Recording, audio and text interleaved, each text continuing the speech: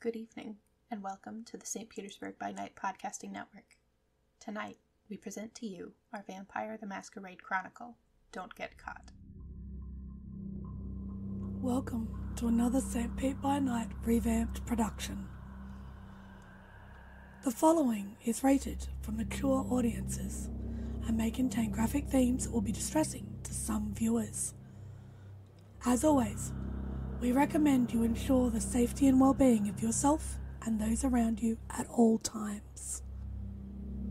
Viewer discretion is advised.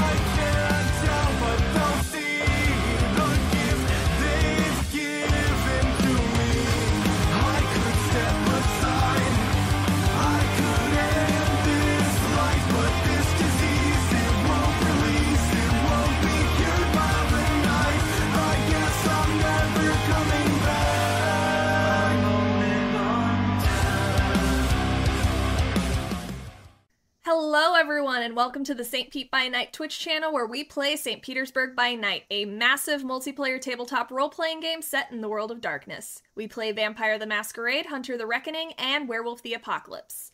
My name is Nikki, also known as Crafty Mirage, and you can find me on all social media at Crafty Mirage, and I am one of the storytellers here at St. Pete by Night. Make sure to check out St. Pete by Night on all major social media platforms. We're on Twitter, also known as X, we're on TikTok, we're on Instagram, and we're on YouTube, and we're also on on Spotify, YouTube podcast, iTunes, Apple Podcast, wherever you get your podcasting, we're there now. But you should check us out on our website, stpetebynight.com, where we have our city map, storyteller profiles, and our one-of-a-kind threat meter, which is now at 33% as of the time that this session was recorded, so you got them to thank for that. If you aren't already a subscriber here on Twitch, you should go ahead and hit that follow button and catch up on our past episodes. And if you're interested in playing with us, come join our Discord server and be a part of our amazing community. Today we are playing Don't Get Caught, our Anarch Chronicle here on St. Pete by Night. Let's introduce our players. Hello, I am Mango McSalsa, and I am playing Annalise, the very tired Tremere. Hi, I'm Krazaz, playing Rex Elias, the Nosferatu. It's been a little while. Is I, Valerie Monet, Jade playing Valerie Monet, finally dressed back up, so, good moods. I don't know, I kind of liked the Reptar t-shirt. Felt like Everyone that was a loved good... Yeah, I thought it was nostalgic. Anyways, so last we left off, our coterie fought the wight that they had been tracking down in the Dune Eden barony, and were able to successfully, if not a little messily, torpor and take it in. But during that altercation, two of our tall ladies got a little hangry, got a little frenzy-ish, and kind of went at each other like two feral cats in Florida. The only way two feral cats in Florida can go at each other. Rex, using some stealth and a little bit of that Nosferatu potential within him to be strong boy, managed to stake both of the ladies, and they were all able to effectively leave without being seen by the kind that resided in the apartment building. They headed up to Alex's restaurant, where Annalise and Valerie were safely untorpid and fed their blood of choice by River, who brought a travel snack pack for Annalise and a to-go and a DoorDash order for Valerie.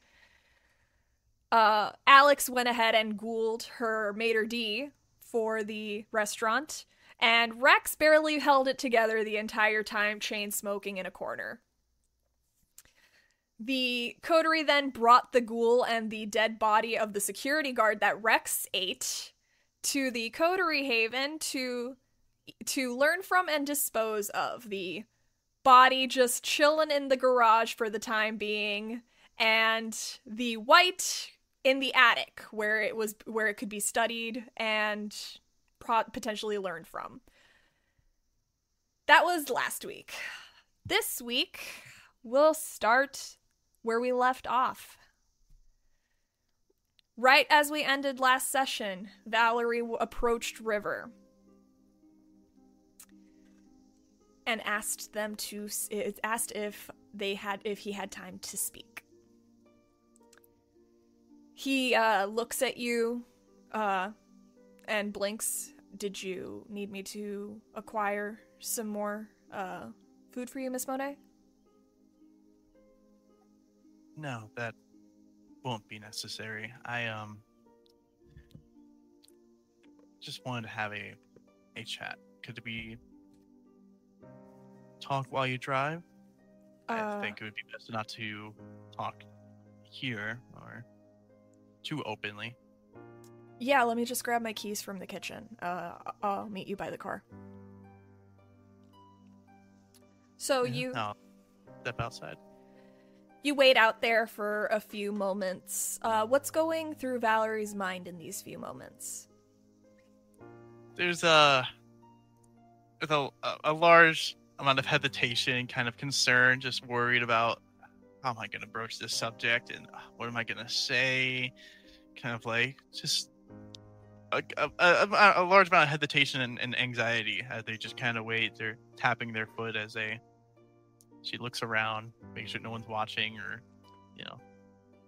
tracking them. So you wait a few moments, and after a few moments, River walks outside. He looks a little tense and is looking over his shoulder periodically as he approaches the car. And he goes around to your side first, opens the car door, and allows you in.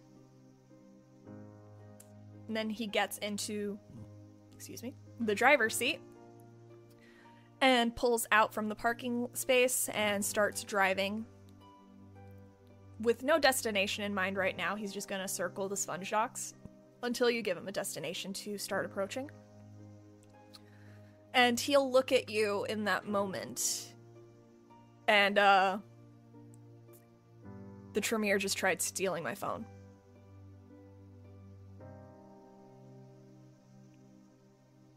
I figured this would happen sooner or later. So much for trusting what they had to say. Told me that that Rex would speak to me if they were going to do anything like that, or we don't want to talk to you about me, but I suppose that's not happening. We'll prepare something to make sure if they try something again that we can take them down, or at least a little bit of a collateral like that. But he starts turning the car around and starts heading towards the direction of Walmart. In the meantime, I'm going to pick up a second phone. I don't trust having my regular phone in the house right now. Or on me, frankly. Yeah, that's for the best. once you never mind. Just kind of like looks out the window for a few moments, kind of just thinking about to say this before just kind of I know this may be a little uncomfortable, but I know you never really told me about Gabriel, about things about him, about your connection. I know you're looking for him, but it should be okay with kind of sharing some of that. You see him hesitate a little bit, and you see his hands clench the steering wheel just a little bit more.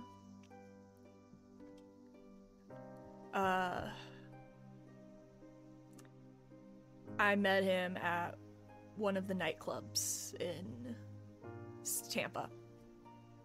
Way before I ever met you.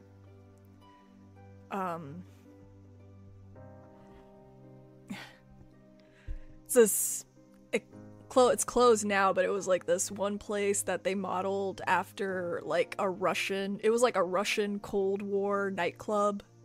Forgot what it was called, but it's like one of the top clubs for the longest time. Anyways, ran into him there, and I don't know, I just kind of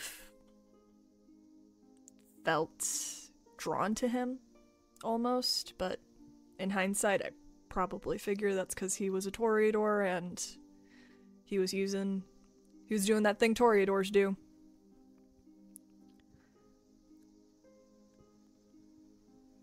But I thought it was just gonna be a one-night thing, but I felt myself wanting to go back to him, and he kept seeking me out.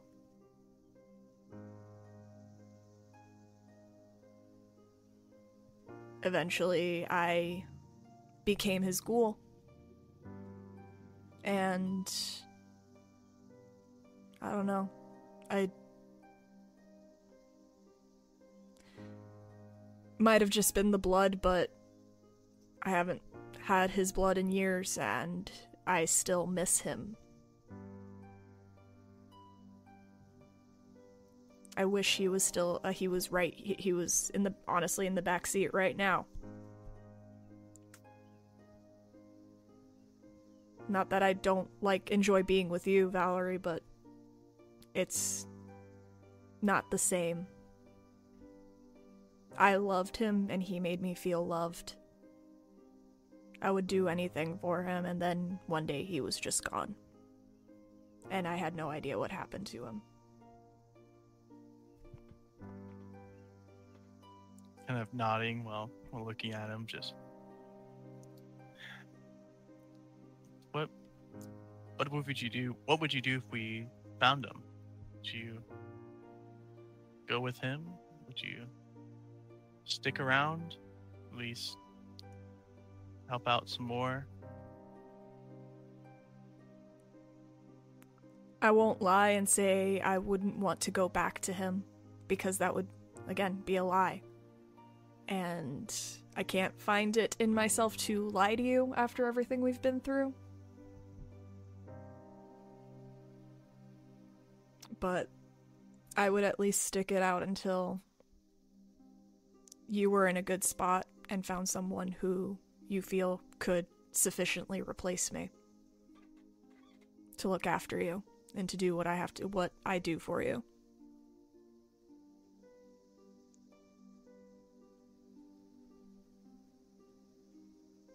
What if we never did find him, though? It seems like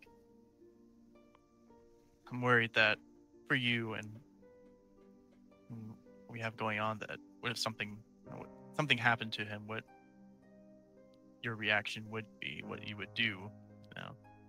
'Cause I wouldn't be able to help you anymore, so wouldn't really be obligated to help me. You're not obligated to help me to begin with.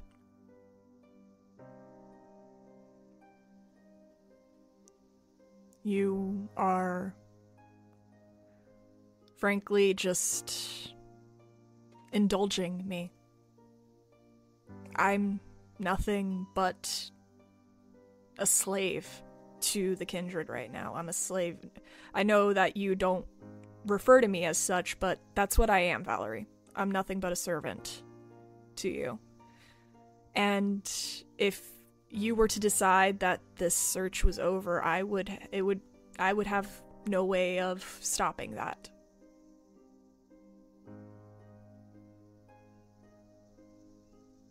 I would have no way of arguing against that. I am fully at your whim and pleasure. I am nothing but a body to do what needs to be done for you.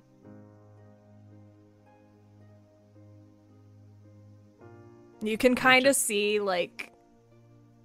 Actually, go ahead and give me a wits and insight. I am great at these. Not Totally. really, but... Oh, where's my... There it is, okay.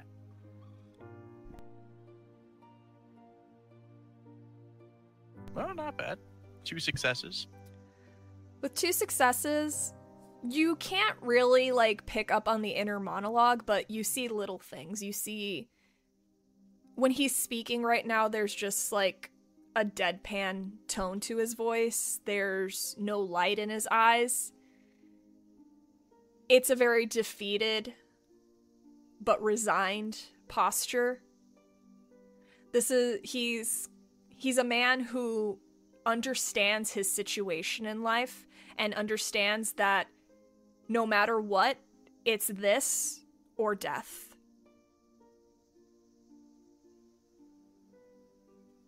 And he's accepted that.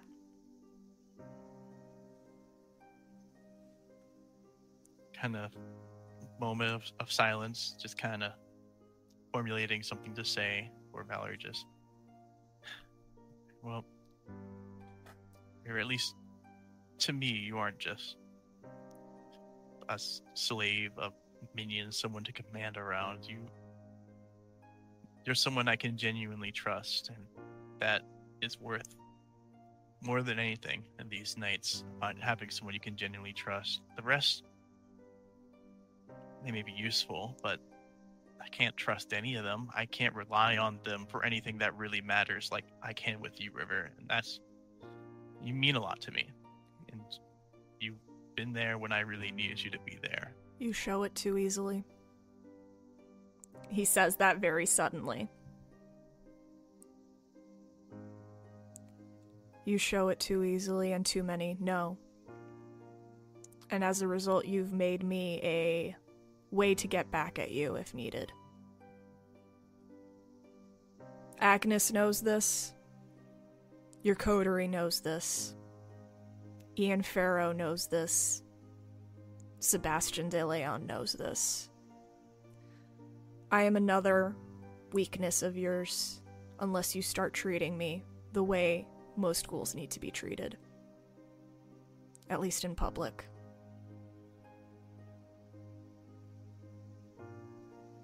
I'm not trying to be better at that. I just was so... It just felt like if I did that, it would just paint me as being what I was scared of at the time, just being another venture, being some tyrant, but I learned better from that. I know that I can't stop being a venture, that I'll always be this no matter what happens, but I at least can decide who I am and how I go about it. And that's why I want to make sure that at least the one that I can trust is treated right. And that's why this makes this kind of difficult.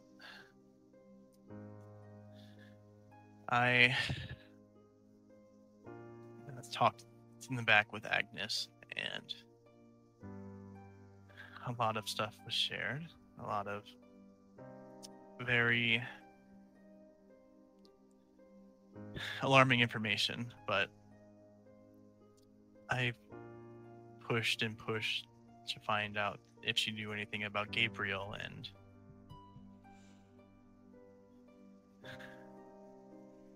Just kind of like I like kind of looks away from River for a moment, just kind of like looking out the window for a second, thinking about this, and she kind of looks back and says, she told me that apparently when Marius was calling for someone to feed on, he was originally going to get me, but somehow using something, I don't know, either her pull or influence, she sent Gabriel instead of me. She says she swears she'll tell you the truth. I'm not sure if how honest she was being, if that was the full story, but I don't know. I'm sorry. It's just kind of like goes quiet. Just kind of not sure what to say. Just kind of seeing how he's processing this. The first thing you notice when you tell him this information is the increase in speed of the car. Probably because you notice he gets like this far away, like he kind of like is processing what you're saying and is no longer paying attention to the road. Going 10 miles over, then 15 before... Yes, go ahead.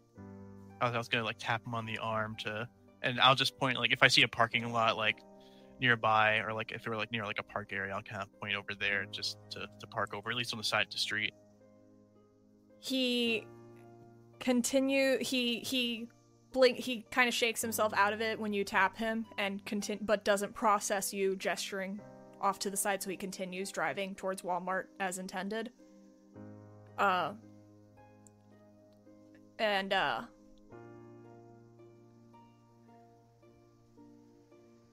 If she arranged to have him sent to Marius, then he's probably not even here anymore. Marius doesn't leave any alive. From what we know, I'm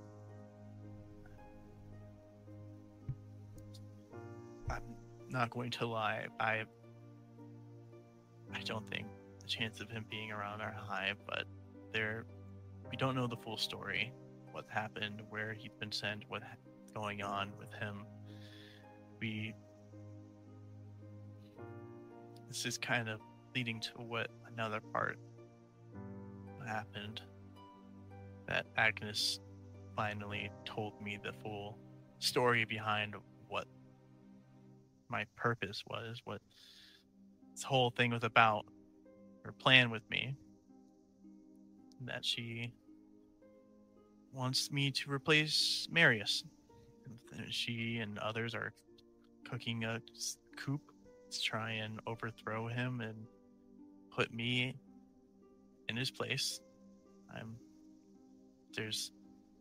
Do it. Do it. He's a tyrant. He's just gonna keep doing it. If you have any chance of getting rid of him, fucking do it. If not for Gabriel, if not for yourself, then for me. See, Valerie just like looks away towards out the window. I know it's probably what I should do, but I'm scared.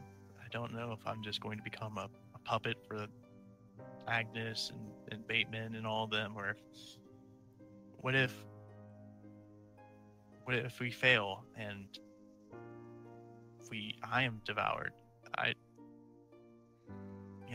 If you part of fail, whatever the hell the least you is. can do is reveal everyone who plotted against him. Get rid of everyone in one fell swoop. Agnes, Bateman, whoever the hell else is helping them.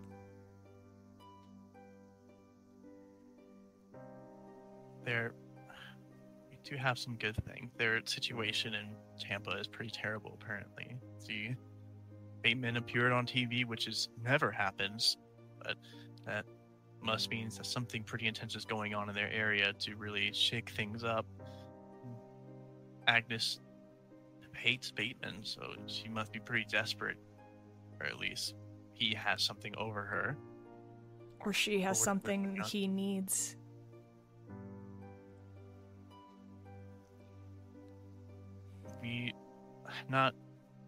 We're not entirely helpless. It's a lot we can pull from. If their situation is rough, that means I can try and bargain for more, try and make sure that I have something, so I'm not just a puppet, and maybe I can figure out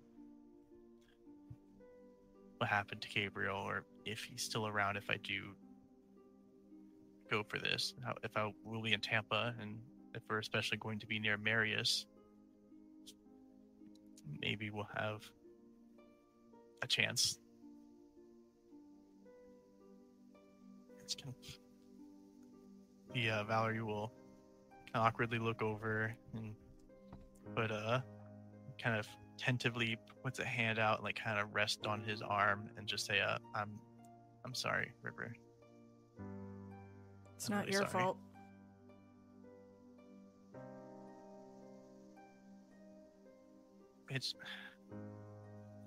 But if you become prince, you can dictate what happens. You would have the right of destruction. You could just get rid of her. No one could question it. You could redo the entire Primogen Council to your whim.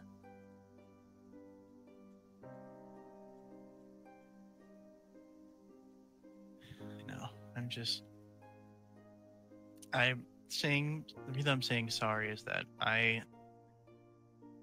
if it wasn't for me and part I played here, he would have never been put in that situation to be sent to Marius to begin with.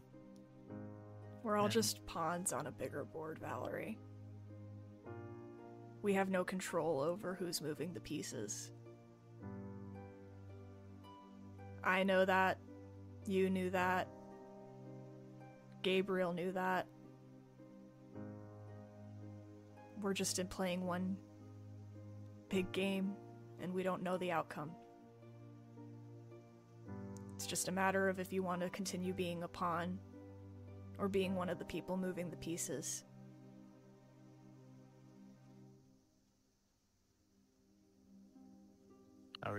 And bring her hand back and nod as you'll kind of stiffen up and just say, yeah, you're right.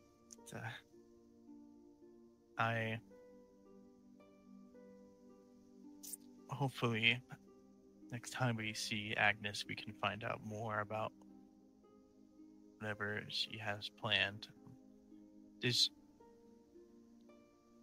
that guess whoever you were with treat you okay when we were talking? I know there was Redhead, right? You and Mark were in there. That okay? Yeah, she just played cards with us. I didn't recognize her and she didn't say who she was. Do you know if she was breathing at all? She was blushed. If she was kindred, she was blushed. It's hard to tell. I don't have those abilities to hear heartbeats. That's just breathing wise. It's possible just a ghoul that was stationed, their house they're using, but we'll figure it out. I'm sorry that I delayed a little bit for letting you know. I was Valerie, not. Let's just drop it. And as he says that, you guys pull into the Walmart parking lot. And he pulls into a spot. I'm gonna go get a phone. So I have a second one. I'm gonna go get you one too. They were trying to track me. They're definitely already looking at your stuff. You can't trust them. Because they don't trust you.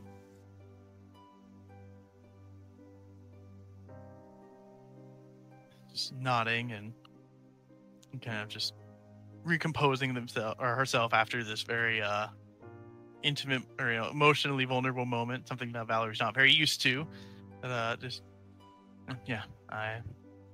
should keep that in mind. I already knew that things probably weren't going to be very good after coming back, and it was only a matter of time before something was done. So,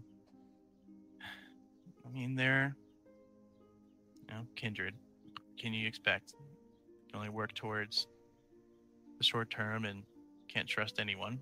Can't act trustworthy. He nods and gets out of the car to go get the phones. About 10 minutes later, he returns. He's got the 2 prepaid, loaded up, all ready to go phones, and he hands you one. Do you text Aurelia? I'm not going to text, I'll let Aurelia know this is the number I'm going to use, so I'm not going to text anything else. I'll ask if they still have what I gave them. She sends a thumbs up emoji in response. And then a text back saying, I just learned about these. Aren't they cool? Well, actually, a little smile will go over Valerie's face as she'll open the emojis and kind of not sure which ones to send. So she'll send a laughing face emoji and a thumbs up one and send that and have a little kind of smile this is good. But yeah, she'll text you back again. She'll send a response with words this time. But yeah, I have what you sent me. Do I need to deliver it? Just text. No, not yet. I'll also say make sure to disregard any messages from the previous number I used. She'll send a thumbs up. And then she'll send another one with an eggplant, just being like, I get this one a lot from potential meals, and I don't understand what it means.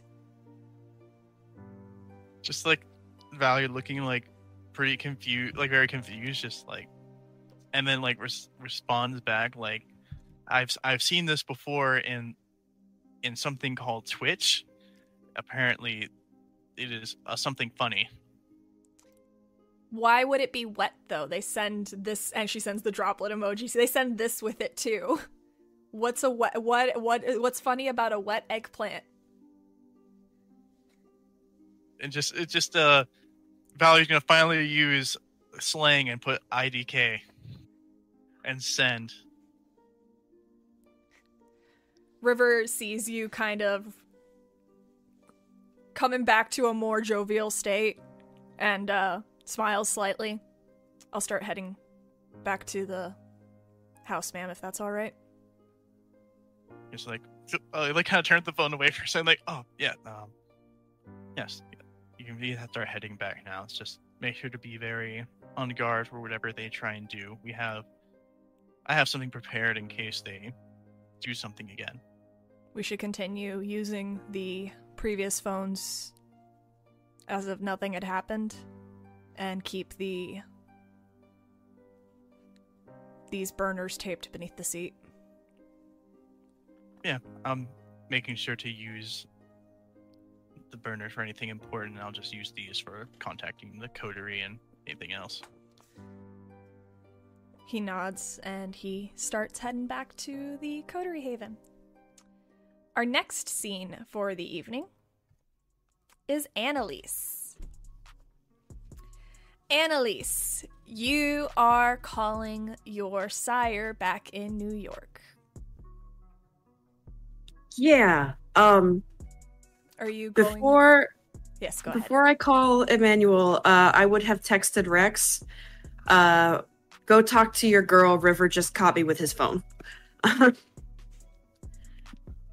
And then I will, despite not having to breathe, just go and pick up my phone and stare at it for a hot minute before pulling up Emmanuel's contact number and hitting send. Or hitting dial. Are you going to try to encrypt the line so that way you can talk about sensitive topics? Yes. Go ahead and roll me a intelligence and technology to secure the line.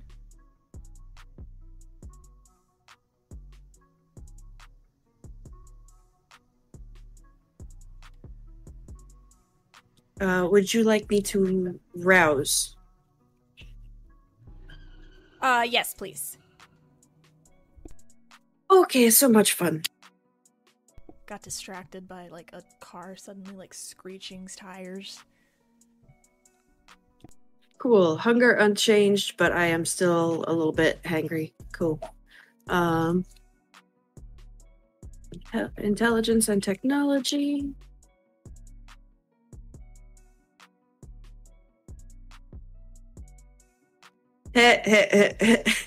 Messy critical for 6 successes.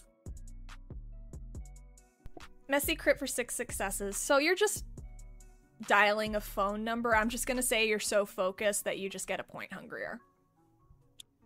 Cool. Hangry again. That's fine. It's all good. It's all good. It's fine. What could go wrong? Yeah, it's fine. Or you could... I'll give you a choice. You could either go up hunger or take the paranoia compulsion. I'll take the hunger. I'm so tired of being paranoid. Okay. It's a paranoia situation. Everything, like, so all the research and investigation you're doing. But yes, okay. So you dial the number, and after a couple of rings, there's an answer. Annalise? Is that you? Hey, Professor. How you doing? I'm doing fine. How are you? I didn't expect to hear from you for a while. Well, I can't very well prove my point if I'm not talking to you, can I? It's fair. Is that why you're calling, to prove your point? I mean, partially, but also I have some questions that I think you might have answers to, and there's nobody you can trust like family, right? Well, in our family, that's a loaded question, but sure.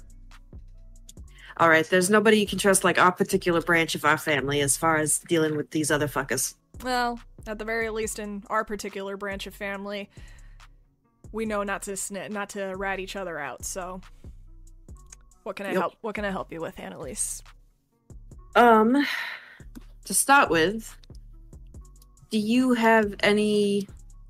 Have you heard anything about the other branch of the family in the St. Pete and Tampa Bay area, Florida? I don't think management has changed much in the last few decades.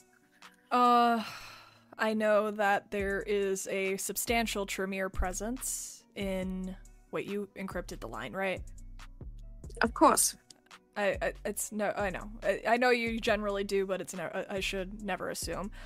There is a general strong Tremere presence in that area. From what I understand, the Tremere played a significant role in Isabel de Navarra's praxis and exodus from Tampa when she took the peninsula of St. Petersburg away from Marius. And I know that Clearwater has a chantry. I'm just not I'm not 100% sure on the location of it. Okay. So did Marius not manage to hang on to any Tremere in Tampa, or? He hung on to some Tremere. There was a schism within the chantry itself, but good amount. It was a split. They basically, from what I understand, the main chantry before the Exodus was in Clearwater, so on the peninsula side. And whatever Tremere didn't want to stick around with Isabel went over to Tampa. I have no idea where their chantry is. Gotcha. No fight like a family fight. So, back in the 90s, what was the situation like in New York with the Masquerade, the embracing, all of that shit?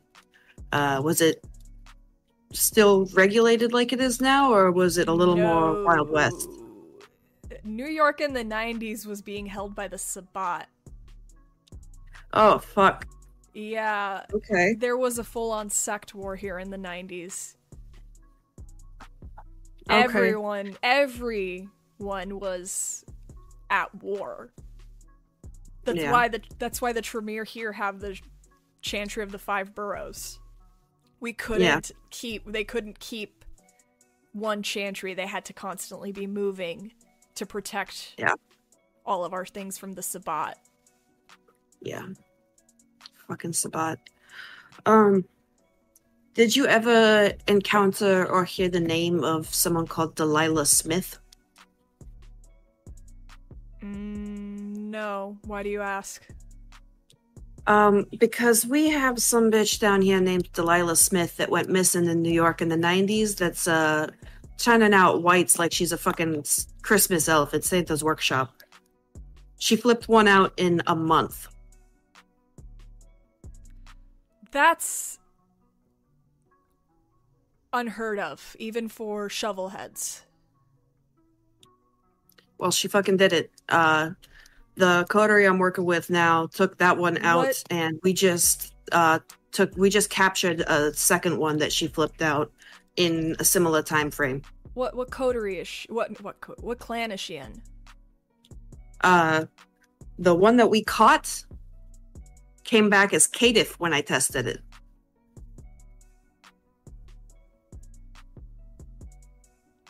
Huh.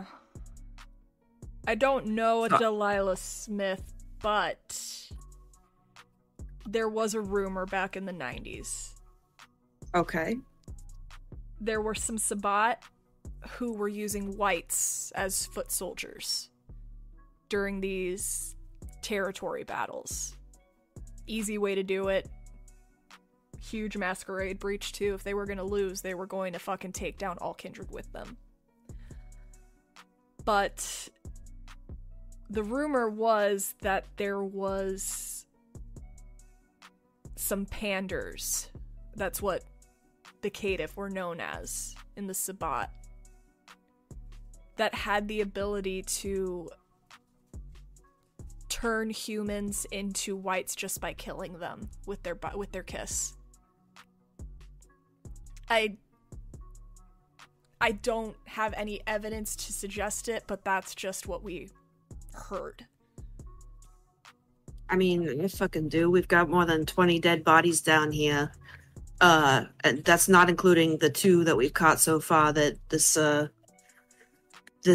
chick it turned at least one of. The first fucking white they caught, apparently some Bruja asshole destroyed, because he lost his temper. And, this one we managed to catch. Had to get into a scuffle with the fucking Ventru I'm working with, but we got it in anyway. And I mean, this fucker went missing 4 weeks ago. Was reported missing 3 weeks ago, and was on the loose and killing shit within weeks. Then there might be something to this rumor. We didn't the Sabbat may be gone according to the Camarilla and the Anarchs as a whole, but no organization like that truly stays dead. Yeah. There's going to be little splinter cells of those who still firmly hold the belief that they're the Sword of Cain and they're here to take over. Maybe one of them ended up down there. Apparently so, because it tracks. This chick went missing in the 90s up in New York. She's down here. She's flipping whites out like the fucking pancakes. And,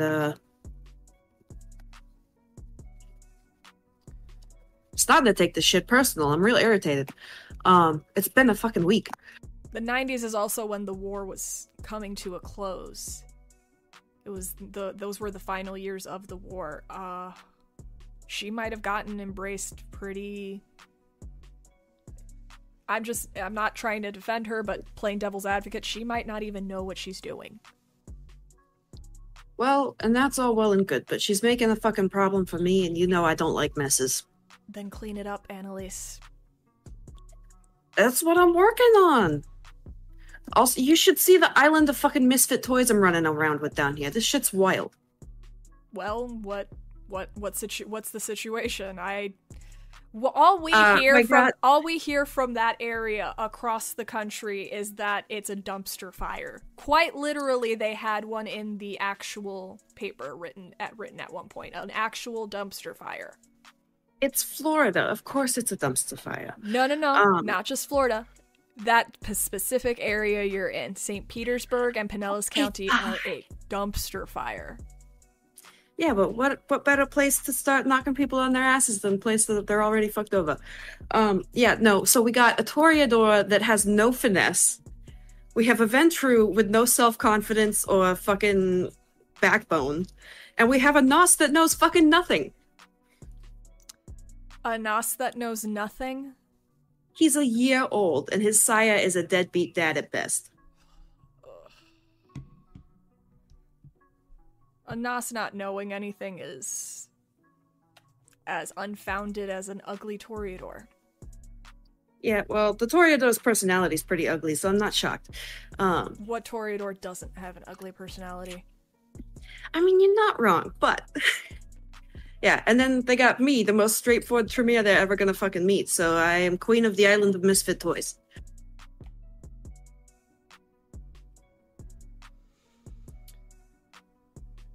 Be careful down there. I'm trying to. So far so good, but, man, this... How would you handle this? The Ventru is a runaway cam that got yanked back to Tampa for however long, I don't know, like maybe a month or something, and then somehow managed to escape, and now she's back with us and acting like nothing's wrong, and I am beyond ready to just stake her and throw her in the garage. Well, if you stake her and throw her in the garage, you don't get anything out of that. You don't learn anything from that. And what do the Tremere do? We learn. I know. But I'm annoyed, and you know I'm stubborn. Yeah, I understand that, Annalise, but if you don't collect the data, you don't get the full picture. If you act rashly, you make a mess. And you don't like messes, or did you not just say that? I know you're right, but it's still annoying to admit. You just can't stop rubbing my nose in it. I'm not a dog. Things aren't good in Tampa right now, from what I understand. I don't know the full picture, but there's a lot of movement down there that kind of reads into some political instability. I'd avoid getting involved as much as possible, just because while I don't know much about the Tampa Cam, I do know one thing, and that's that they have a Bruja named Bloody Mary who can literally take on Geru by herself. Oh, fuck. So, ideally, anything involving the Tampa Cam, you stay the fuck away from.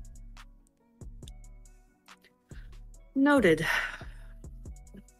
St. Pete Cam, from what I hear, aren't doing too good either. Really?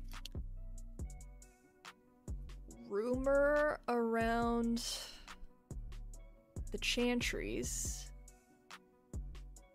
from what information I've been able to gather, is that they let the Cyclopses back in. They let the what back in? The Soul Stealers are back, apparently. They've come They've come out of hiding, and apparently they are there. So, Interesting. I don't know. If you find one, maybe keep it in cold storage and use it as leverage in case you get in trouble with their chantry. Use it as a way to buy your own life. This is true. That's some wild shit. Thanks for the heads up. Yeah, I don't know what the fuck are they doing letting those assholes back in? That's no idea, but I anticipate that they might get a visit from the Ivory Tower at some point. I don't know. Regardless, stay the fuck away from that situation too. Just stick to Anarch business. It's generally safer and a lot quieter than whatever the fuck the can have going on. Yeah. Clowns to the left of me and Jokers to the right. Here I am stuck in the middle with these assholes. Be careful, please. Always. Thank you for the information and for taking my call. I know we had a kerfluffle when I left, but I still care. What's a sire and a childer's relationship if it doesn't have a couple of spats between the ears? Probably boring as fuck, I would imagine.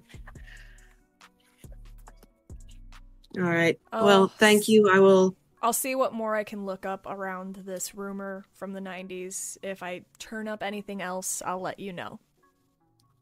It's appreciated. I will try to dodge the shit fire and dumpster fire on either side of myself and keep walking the line. Understood. Thank you, Emmanuel. Have a good night. And you as well. You hear the line click as he hangs up. What's going through your mind now that the call is over? Well, if I was still alive, I'd probably be a little bit shaky because that call went way better than I expected. I was expecting to get way more chewed out than that, but I think I surprised him enough with the call that he forgot to lecture me. Fucking Sabat, fucking Salubri, fucking Camarilla. I'm so tired. I'm not supposed to be tired. Why am I tired? Because aggro power damage. Hell yeah.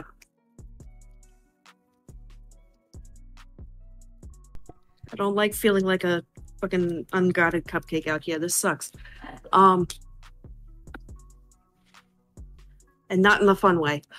I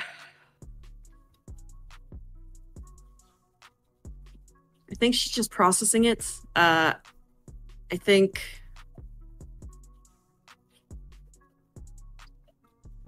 that Annalise is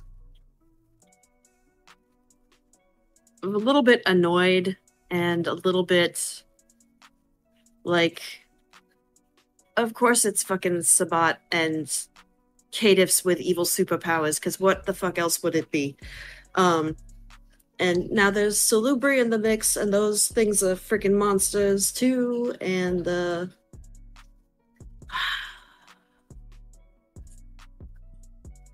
Annalise is only like about to be 3 as a kindred, but she feels fucking old. And she'll start to put little notes and things on her corkboard map and start doing that crazy guy with the red string connecting shit, and wait for the rest of the coterie to show up. All right. And we move into our final scene before break with Rex. Hey, how you doing? Rex, it's been a crazy week. The craziest part of it was less than 4-hour span. And What's going through your mind right now after all of the shit? Well, Rex is particularly nervous about Valerie. Something's up with her. Even if he couldn't detect it directly, his confrontation with her last week didn't pan out like he expected Valerie to normally act, how Valerie would normally react to things, which is why he was so easy to tell Annalise to start tracking without telling Valerie. He's been trying to think up new ways to get what he needs done, as well. So there's a lot going on, and he needs to hunker down and focus if he's going to get what he wants done, basically. Okay. Well,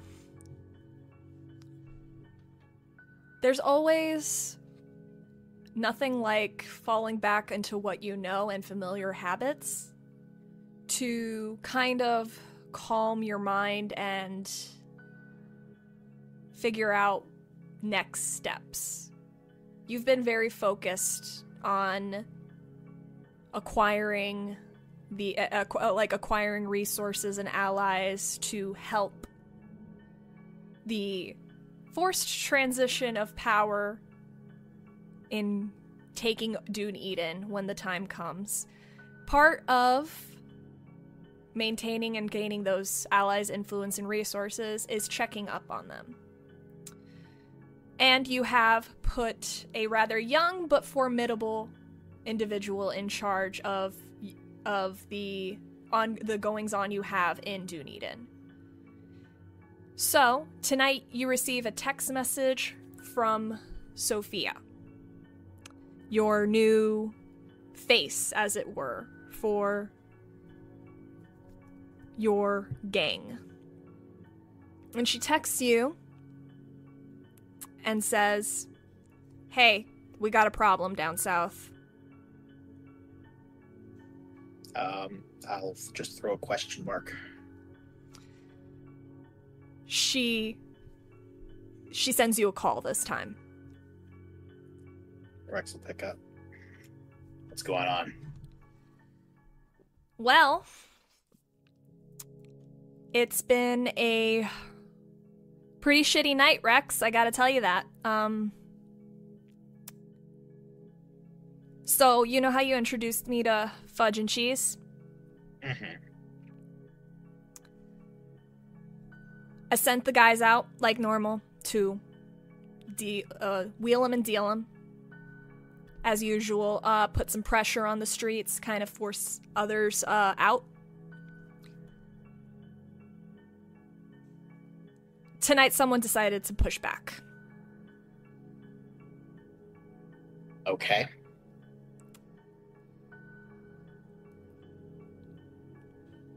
Cheese is dead.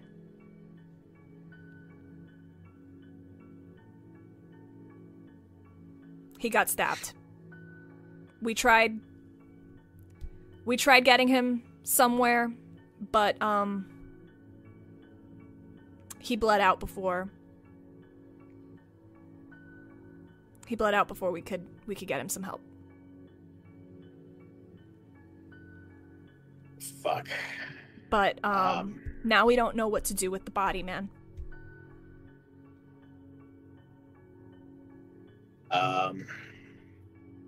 I'm gonna send you an address. It's gonna be a bit of a drive, but nothing too crazy. There's something else. Mm-hmm. We can't find Fudge. Okay. Were they together? No, they weren't together. But when I called him, I called everyone back after the altercation just to get numbers back together and regroup, come up with a strategy to push back. He didn't respond. And we can't find him. Okay. Fuck. Look.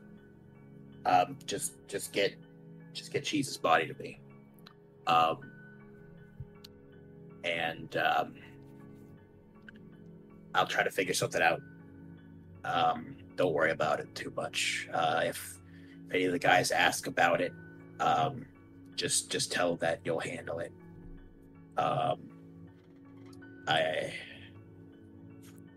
And that they should just focus on their jobs. If they do get too scared, if they do get a little wishy-washy about it, tell them to lie low for a bit. And I guess if they really want to push product, I'll pay them a little bit extra for, I don't know, hazard costs. I do got some good news, though. We got one. We got one of them, and he's alive. Do you want me to bring him do you want me to bring him too? We had to knock his ass out, but we should be able to wake him up. Yeah, bring him to the same place. I've got a thing in the attic. Okay. Rex is going to send his Haven address, not the coterie Haven, his Haven. Okay. We're gonna drive over now. We're coming in one of the SUVs, so don't be alarmed when it pulls up. You got it. Are you at your Haven tonight? Rex at the moment probably would be, yeah. Okay. So, it's about 10 minutes you wait. They drove fast. And the SUV pulls up. Sophia gets out. Do you want to describe what Sophia looks like to the audience, since this is the first time they'll be encountering her? So, Sophia is my new retainer. After losing our dear friend Nate. So you wouldn't think that she would be the leader of a gang by just looking at her. She is a rather short girl, but she's also a bigger girl. Hispanic, so about 5 even, probably, if not, maybe a little taller than that, I'm not sure. She's definitely of a darker complexion, and she has dyed her hair blue, and occasionally she'll also be wearing hoodies pretty on the regular. But she knows what she's doing. She's very versed on the business side of things.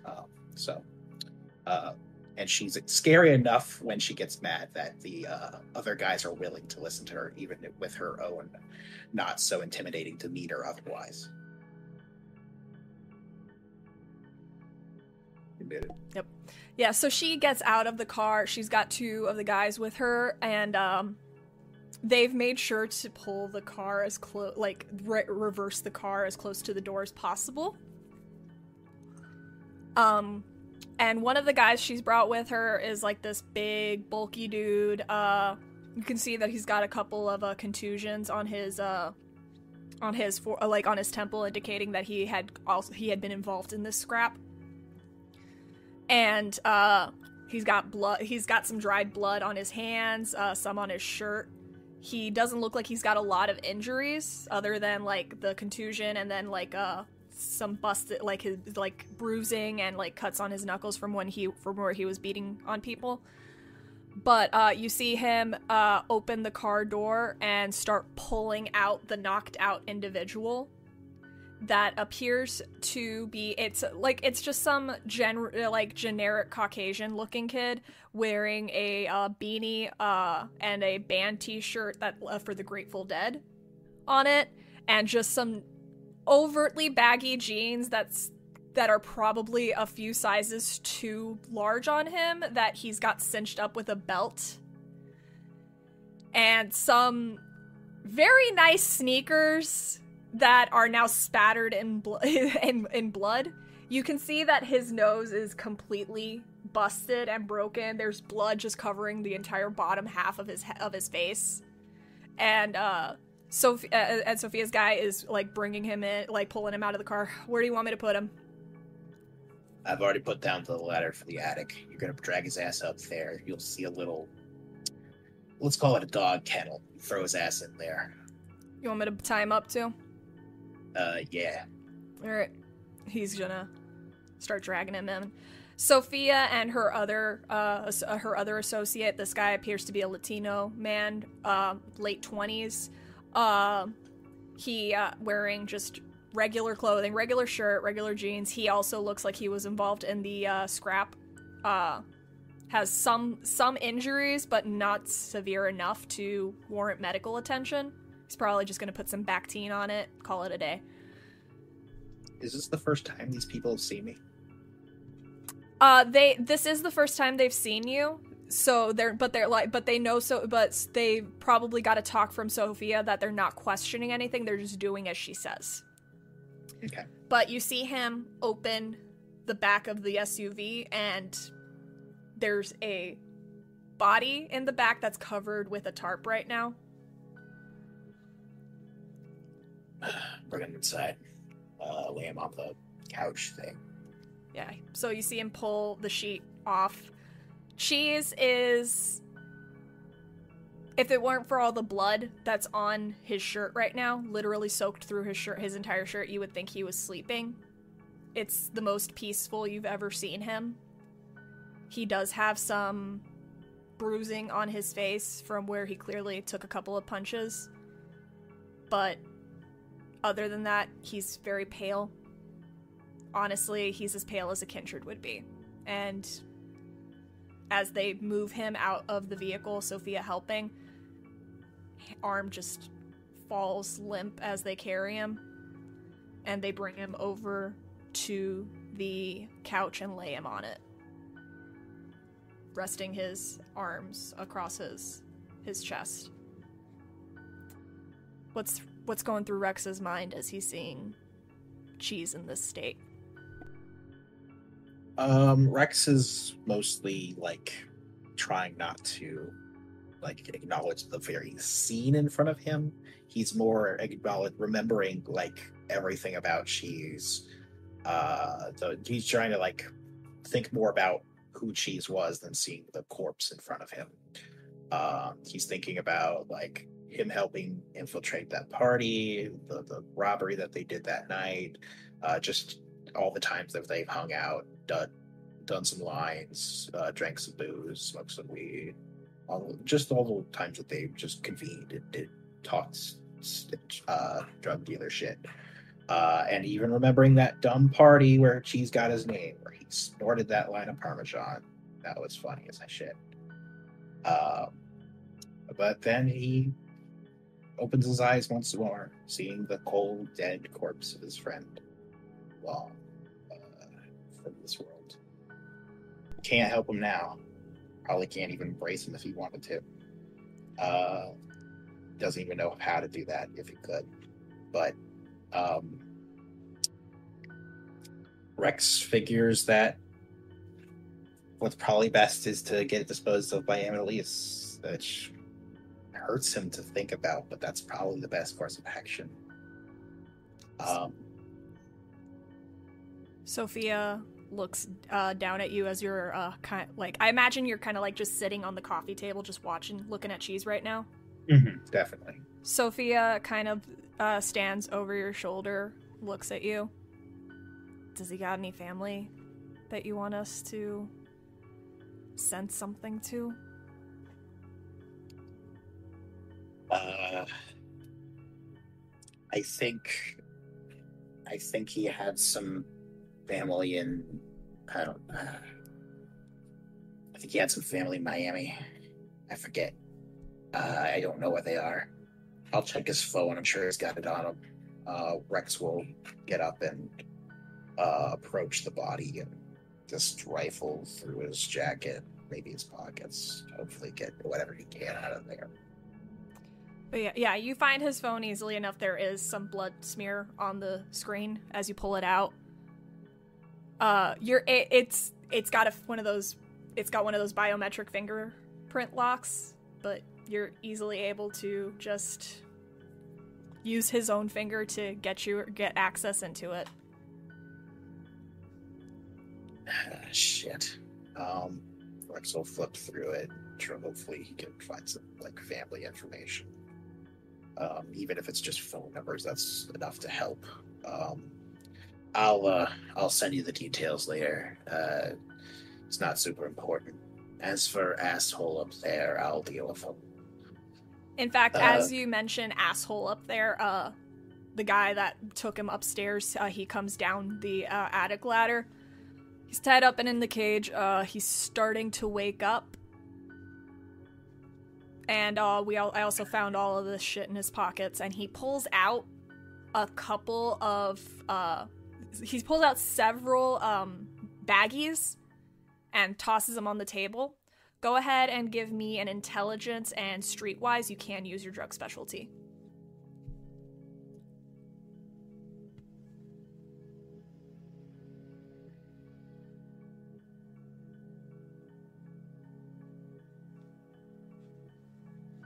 I almost wasn't even gonna ask. I'm just going. I just had to die. Oh, and as I'm in the middle of this, I thought of the worst thing to say. My God, somebody's cut the cheese. Boo. I know I'm terrible. You just said he was stabbed, and I'm like, oh God, no, why? Okay. It was in Streetwise? Yeah. I rolled for which one it was gonna be.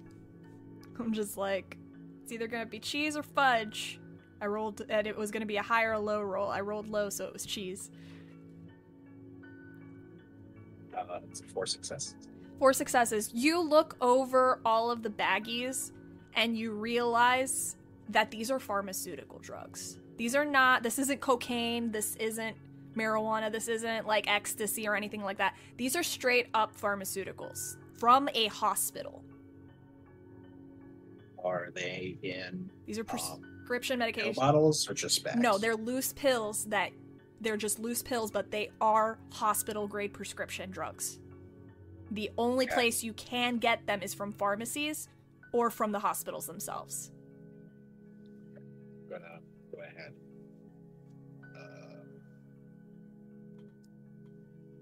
I think I'm gonna go ahead and just pocket them. Keep them in wraps. Sophia will look at you. I can take the guys back out to the streets and make them keep running, or, and she looks at Cheese, out of respect for the dead, we could take the rest of the night off. Yeah, take a night. Like I said, if the guys feel scared, and they still are willing to run, give them a little bit of a pay raise. I can eat to my profits a little bit. It's not a big deal. Real talk, Rex. They're more pissed than scared. That's fair. Yeah.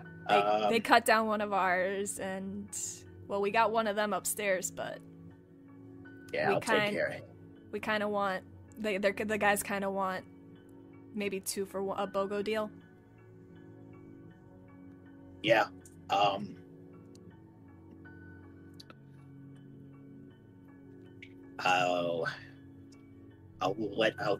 reach out to you by week's end about that. We'll see what we can do. All right, boys, let's go. And she'll start heading on out. The guys follow, close the door behind them, and you hear the car pull away. You do hear some movement upstairs, and some groaning. It's not thick. The ceiling between the attic and where your first floor is. Rex is going to keep staring at Cheese for a little bit before going into Cheese's phone, changing the password to something he knows, just so that he can get back into it without the fingerprint again. Easy enough. And then he is going to head upstairs if you have time. Yeah, absolutely. Okay. You head upstairs to the attic, and you see the guy. He's got duct tape over his mouth. He's been basically hogtied in the most uncomfortable position possible. Like, you can tell that Sophia's guy purposely put him in a position to cause him extreme discomfort to his body while he's when he wakes up, and he's starting to feel it. Wow, I was not expecting this. He's just like looking around bleary-eyed. He's got his mouth taped up, and then he looks at you like confused, blinking, and then like staring at you, seeing like, and just like recoiling a little bit. Like, he's very confused and disoriented right now. Doesn't know what the fuck's going on. Rex is going to take out his switch and open it just to be a little intimidating with it. Go ahead and give me a charisma and intimidation. Your ugliness gives you 2 dice. Wait, no, 1 dice. Is it 1 dot of ugliness or 2 dots? Are you ugly or repulsive? I'm repulsive. So it's 2 dice.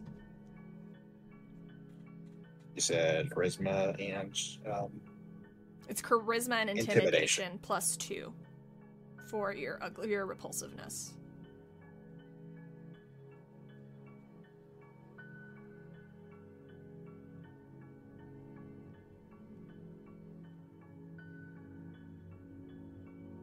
Four successes with potential brutal failure. 4 successes is enough. The guy, you can see him like tense up and still a little bit in the cage as he sees you pull out the knife, and he just starts whimpering a little bit. Don't worry, buddy. If you make this easy, you won't have to get hurt. Yet, maybe. I'll think about it. Now. So, what'd you do? Where were you when shit went down? He's not going to time yet. Did you hurt my buddy downstairs? Did you hurt my guys? Were you just a pawn? He is just whimpering through the tape throughout this whole thing, unable to actually physically answer. Right, Rex doesn't expect him to yet. He'll make sure of that he'll let him go in a second. He's just being scary. Theatrical about it. Definitely. Or are you just a pawn, just some shitty little kid drug runner bullshit?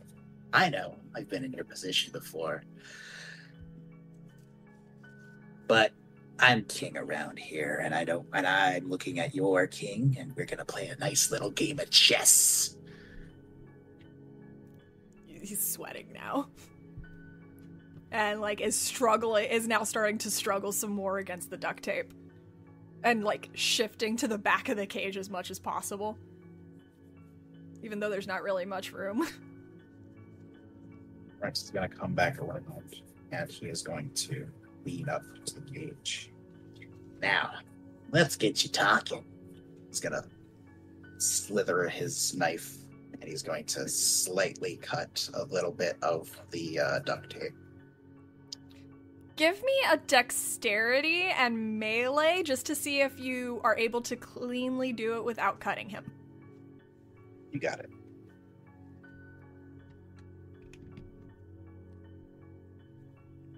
I mostly just don't want him to bite my finger. He's got duct tape on his face. He's not going to be able to bite anyone.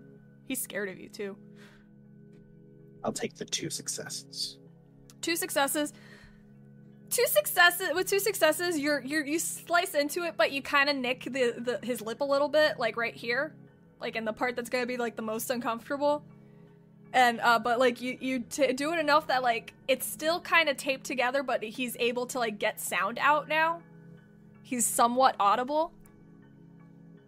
Oop, got you, little bear. Sorry about that.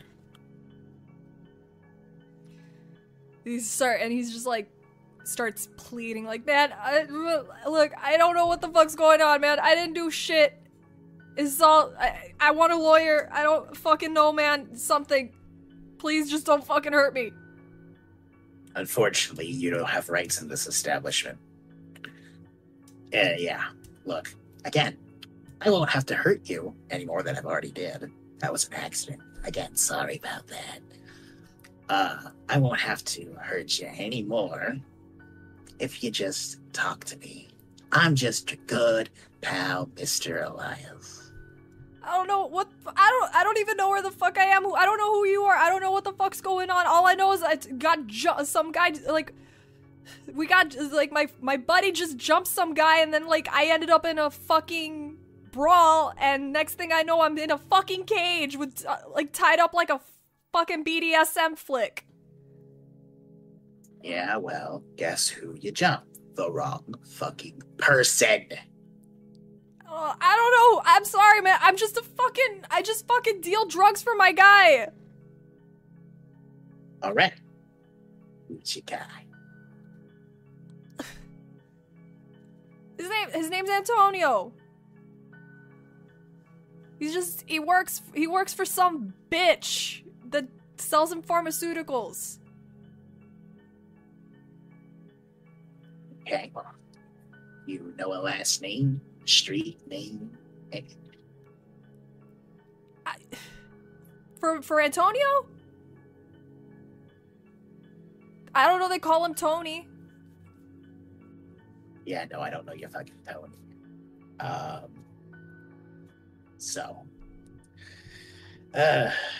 Great, fun. So, no last name, no nothing. Just your buddy Tony. Tony Rivera. I think that's his Yeah. last. It's either Rivera or Riera. One of the two. I don't know him that well. I just started dealing for him like a month ago. Okay, only a month ago. Well, no wonder you got cut. Well, who's your friend? You said your friend jumped him. So who's your friend? Tony. Yeah, so you take from Tony, you jump with Tony. No, Tony. Is that the only? Tony gets the shit from someone else, some bitch. Okay, and Tony's your only point of contact. Do you have any other friends? Whoever's with Tony doesn't swing with Tony's management. He bounces from crew to crew. Tonight he was with our crew. We got. We had a couple of other guys with us tonight. Had Dewey with us, and Raphael. Oh, I guess I should ask. What's your name? My name? Do I have to tell you, man? Can't we just forget? Can't we just forget like we ever met? If I just give you what you want to know, and then we can just and then you just never reach out to me again, please.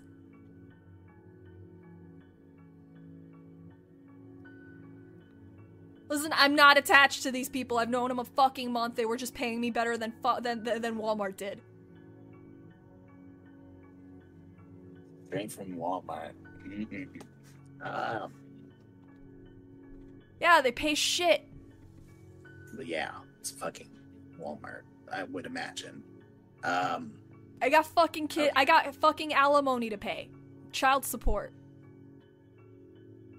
Look, just tell me the name, and I won't have to cut you further.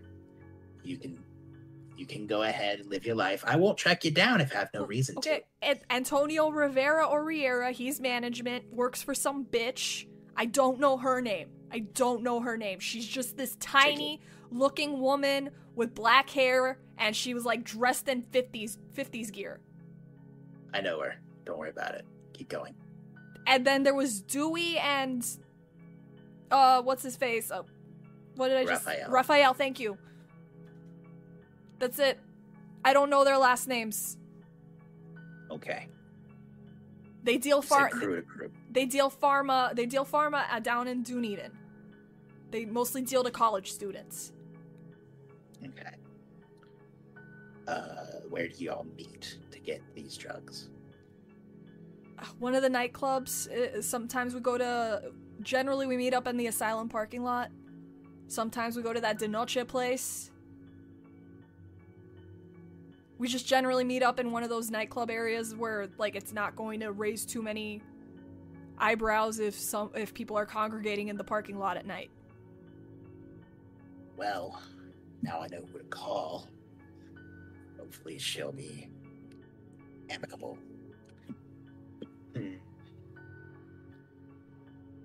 Let's see what else to tell you.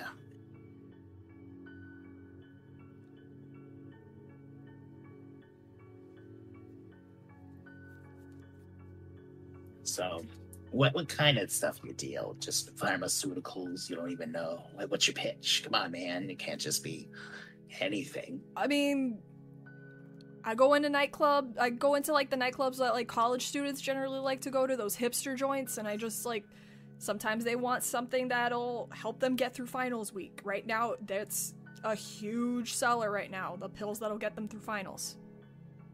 Yeah, Vyvanse, Focalin, ADHD pills. Yeah, that's my main, like the big seller right now. Yeah. I see it. I hear ya. We go into the nightclubs, we wear these these glow-in-the-dark slap wristbands. Yeah. Slap wrists, glow-in-the-dark. You're gonna let me go though, right, man? Like We'll see. They'd kill me for telling you this shit.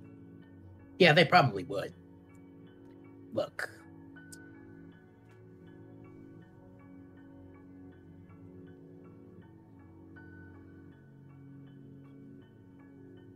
Anything special about Antonio I should know? Anything interesting about him? Not really. He's just some asshole who has a hard-on for that for that black-haired chick. Hard on for yeah, I think I know exactly what he is. All right. He's got anemia. Yeah, he does.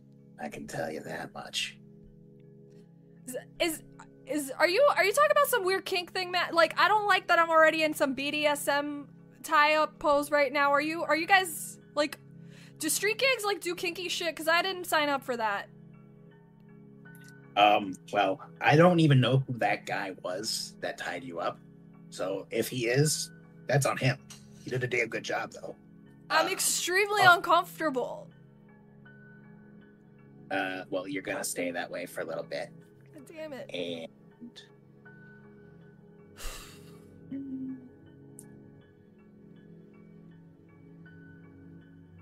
you remember the last time you got dealt? What last time they sent you some shit? Was tonight, Antonio said, Tony, he management comes whenever we're getting a resupply. We all met up in the parking lot tonight, and then Tony came with our crew to deal in one of the nightclubs. For disclosure's sake, tonight is what date? Hang on, let me pull up a calendar.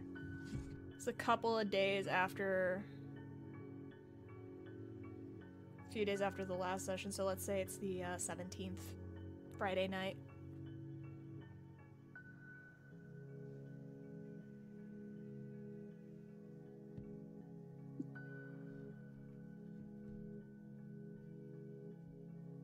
all right. You said that there's multiple groups. Do you know how many? Tonight, like, 4 groups showed up. Like, no group has more than 3 guys in them. Sometimes 4. Tonight was a weird exception with Tony. Okay. All right. Well, Did my guys strip this dude before they tied him up? Yeah, it had mostly like the baggies full of the pills, and then his phone also. Okay, cool. He did have a wad of cash on him, as well. okay. Well, I'm gonna keep all your stuff. So, fortunately, you're gonna have to report your little phone stolen. Fuck it, that's fine. Fucking have it. It was stolen anyway. I'm assuming I got it for free. Okay. Well, I'm gonna make some calls, so I'll see you later. And Rex is just going to walk downstairs. Yo, man, what's the bathroom situation? Come on, Fucking man!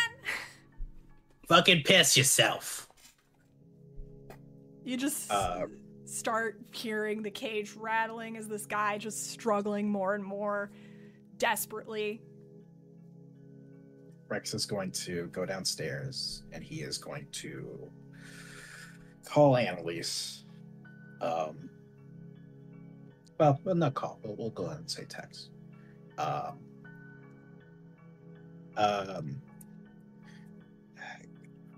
Got one dead. Got one alive. Need transport. Sorry, I heard my cat doing something. I thought she was puking. But yeah, you send out the text message. Annalise will receive it, and I think right here is a good point to go to break. Thank you so much for watching Don't Get Caught so far. We will be back in about 5 minutes. Until then, stretch your legs, get some water, use the bathroom, and we will see you here shortly. St. Petersburg by Night is brought to you through collaboration with our partnered vendors, Wolfpack Dice, Ember Fox Dice, Dragon Ink Dice, Barra the Bard, Champs Tramps, Panchi Artista, and Chromatic Creations. Links to our partnered vendors, as well as our Twitch and YouTube channels, can be found on our website, stpetebynight.com. The official theme song for St. Petersburg by Night is Vampire by Faith and Failure. You can find them at faithandfailure.com. You can follow SPbN on all socials with the hashtag StPeteByNight. If you wish to support our program, you can do so at ko-fi.com/StPeteByNight to help keep the stories rolling. And welcome back. So, our coterie members went about their time going doing things, getting errands done, making some phone calls, having some hard conversations, saying goodbye to a friend.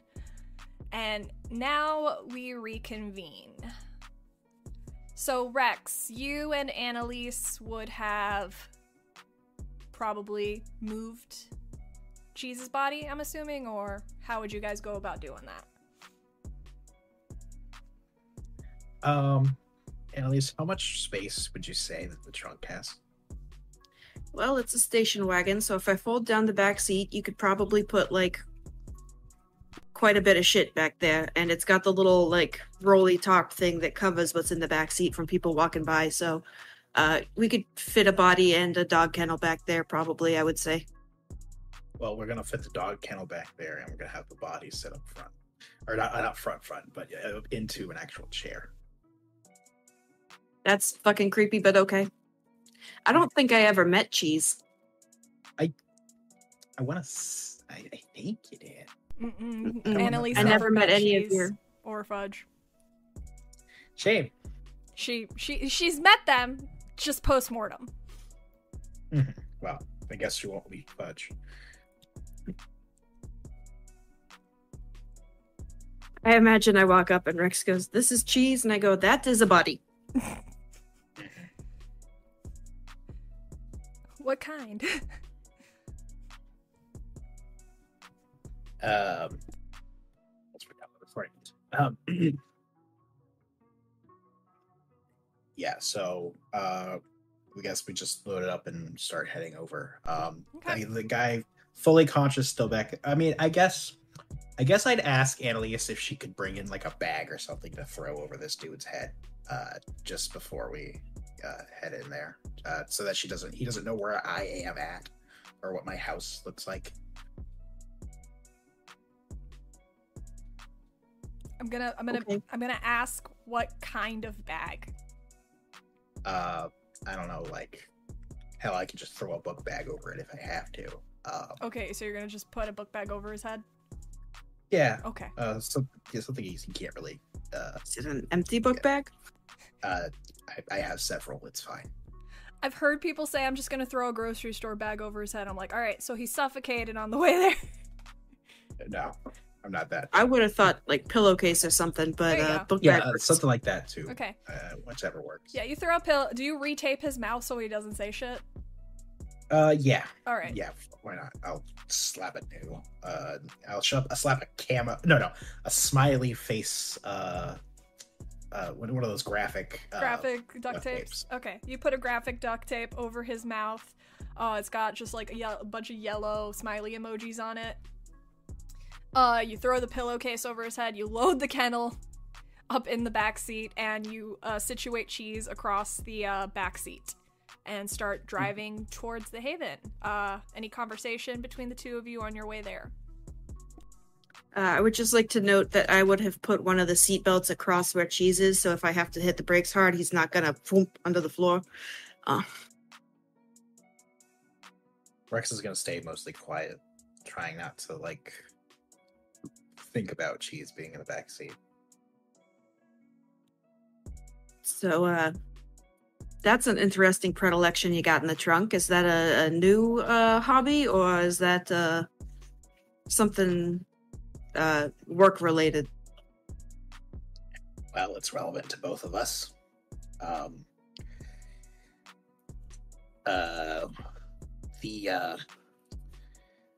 What's her face has a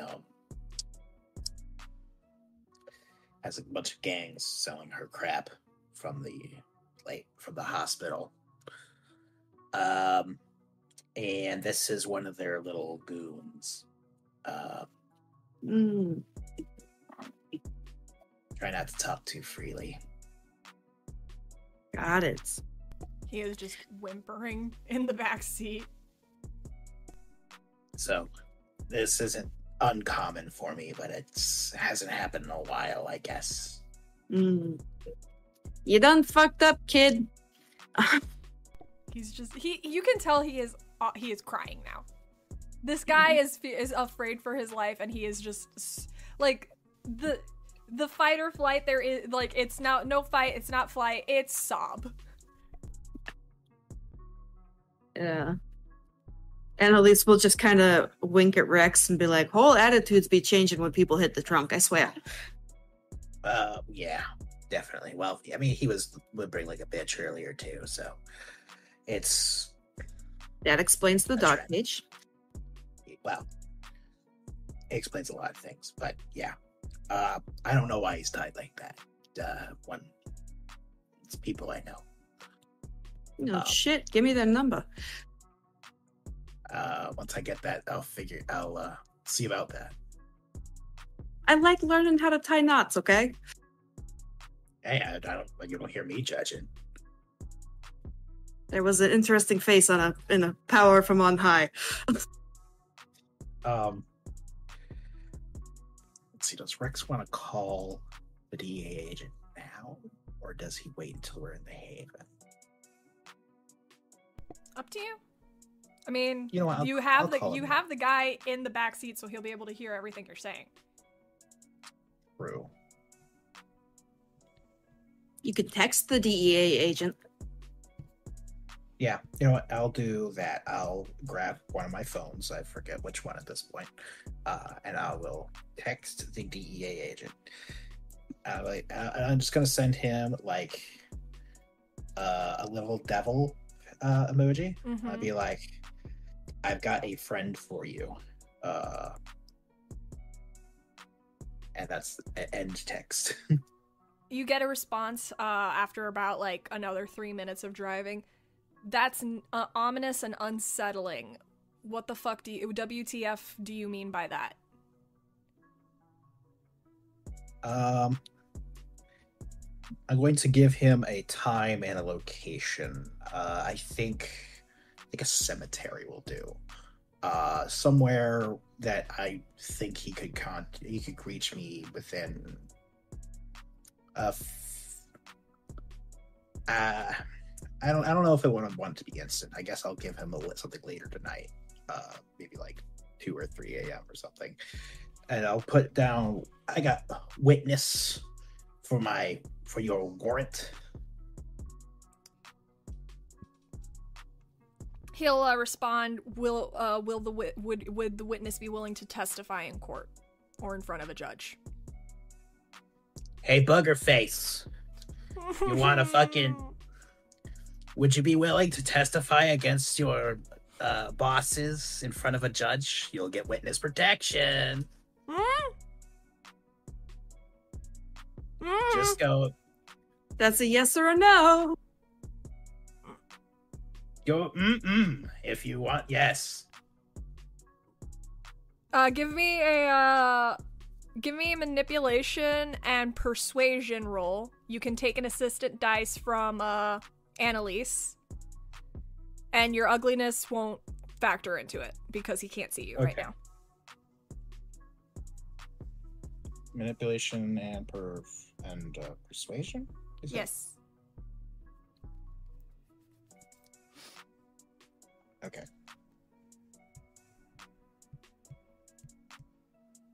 I'm on the wrong tab. There we go. I'm gonna go ahead and reroll that.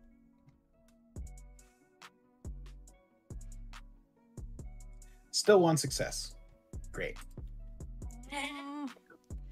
He groans and is silent, and just starts kicking on the cage, kind of just like indicating that he wants to like talk about it.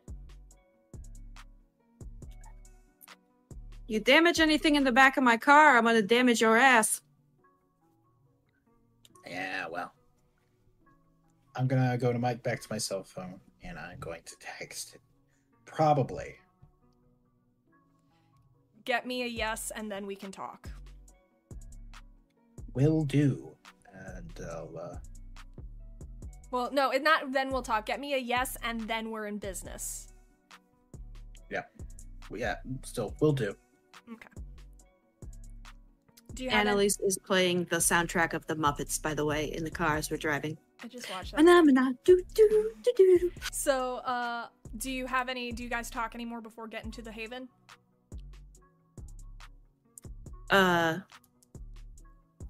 You're gonna need to have a conversation with Val at some point. You got my text. Yeah. Do you have any information on what they've been doing? They went to Walmart tonight. Were there kind of a while, and they were sped only out of the way. They were only at Walmart for 10 minutes. Okay, well, they drove around for a minute before they headed to Walmart, and at one point they sped a little bit and then went back to normal.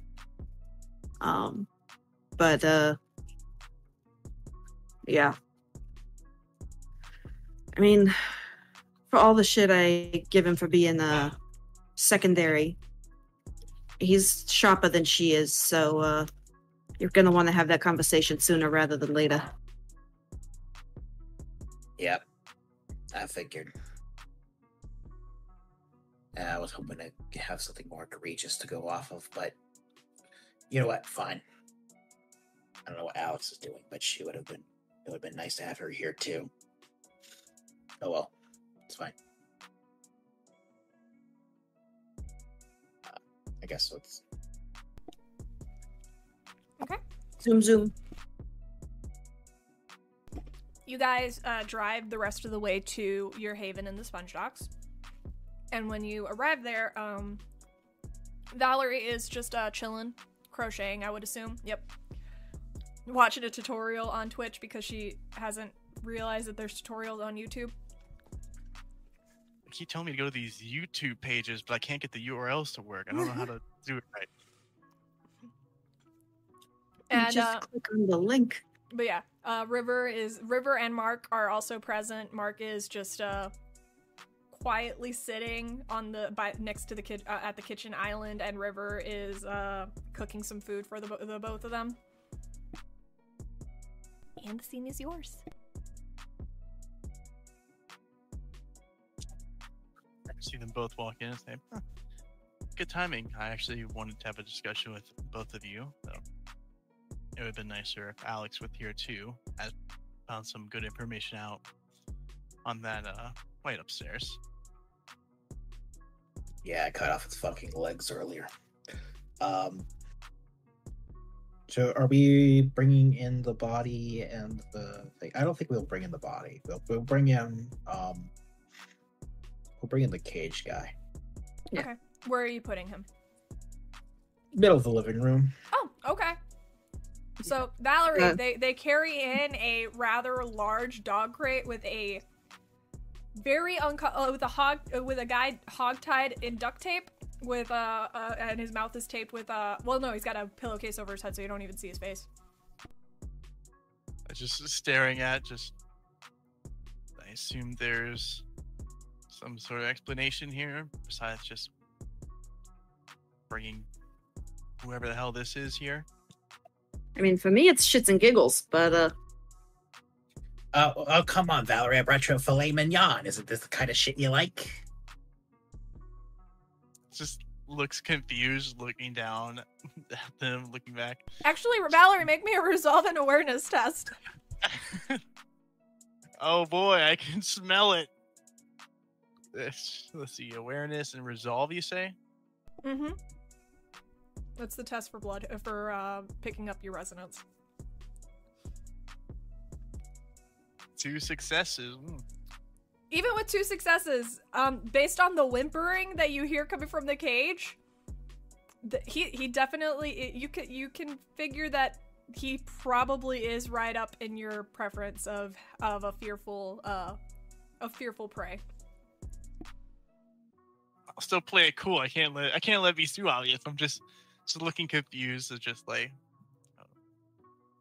well, I assume you actually have some sort of real reason for him being here.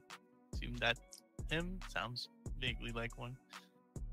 Yes, Booger Face here is a sad, whimpering excuse for a human being. And frankly, and he is a human being.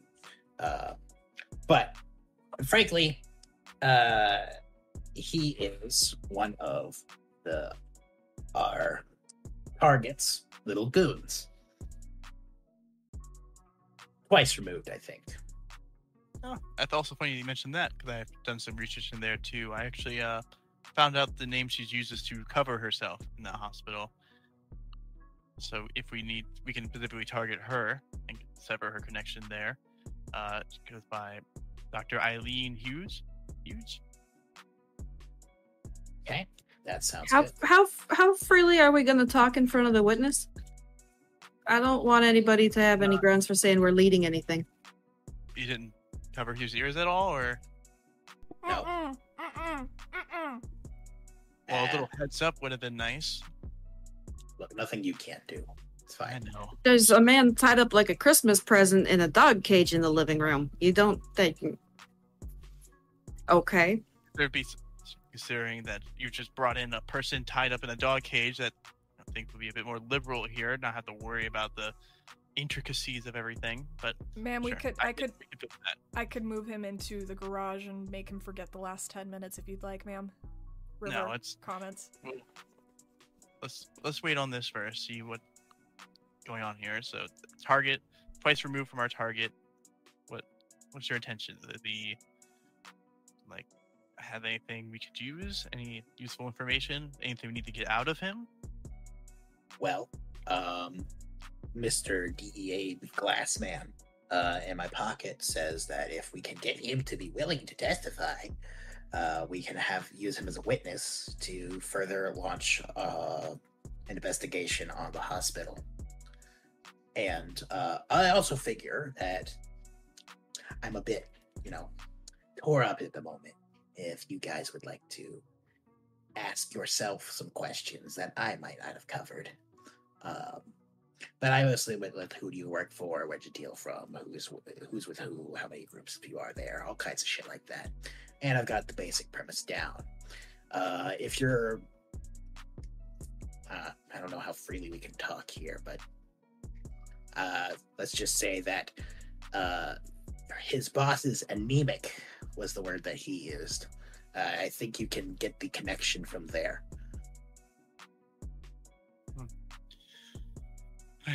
Well, it's not too bad anyway. It's nothing I can't fix. Or River, for that matter. after this conversation, but did he already agreed to testify? Not yet. He needs some persuasion. He's just kicking in the cage. Sweet, if you don't behave yourself, you're gonna be so much fucking worse off than you are. Hey, I buddy, know. It's tough tits out here. remember what I said, buddy. You comply, you don't get hurt. And you're starting to make me want to hurt you.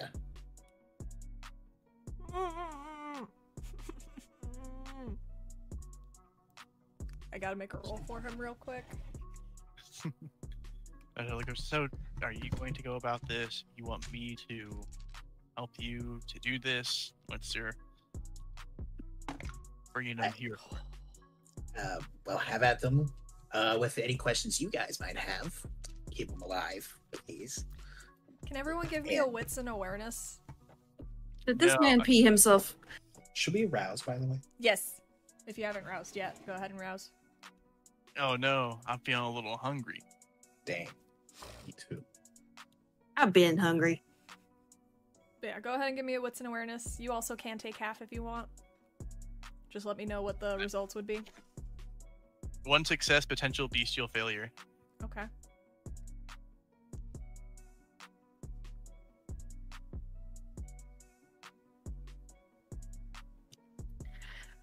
Ah, 0 successes, bestial failure. Okay. Oh my god, woo, twinsies! I'm going to re-roll this because otherwise I'd say the same thing.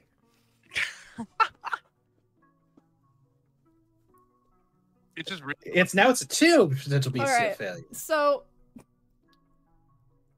all of you, I'm not like don't worry about the bestial failures because it's just a wits and awareness. Everyone except man for pissed Annalise. himself, didn't Everyone he? except for Annalise. No, well, actually, no, just Rex. Just Rex catches the whiff of ammonia. And he pissed himself. Well, he was saying he needed to go to the bathroom, and I did kind of tell him to piss himself, so... God, Hey, make sure you can the follow towel directions. is there. He's whispering, but he stopped moving as much. Mark, go grab a towel so it doesn't spill anywhere. A couple of them. God. Mark has a distasteful look on his face, but he will go There's to a the plastic laundry tray in the room. bottom of the dog crate. It's fine. He goes in. I'm not going to I want the haven to smell like piss for the next few days, or however long it take to clean out. Who knows whoever hell that thing's been on. He goes in. I mean... Mark gets a towel and it looks to everyone first before opening the cage and laying a towel over the guy and then closing the cage again. Looks like grossed out as all heck. I'll pull off the bag, too. Yeah. So yeah, he you see that he has fully been crying. There's snot coming down his nose too, and he looks embarrassed. Don't feel too bad, kid. We have all done it once or twice. Speak for yourself. Yeah, I don't think that's the universal experience. Well, we've all been whimpering little babies before. Even us. Not for a long time. Come on. Trying to be nice. Let's I'm be just nice. amazed that you found a whimpering little piss baby. Well, I didn't find him. Some friends of mine did. Trying not to think too hard about the situation. I was going to kind of roll her eye at this point. Just, are we going to actually get about this, or you've done I'm waiting torturing? on y'all.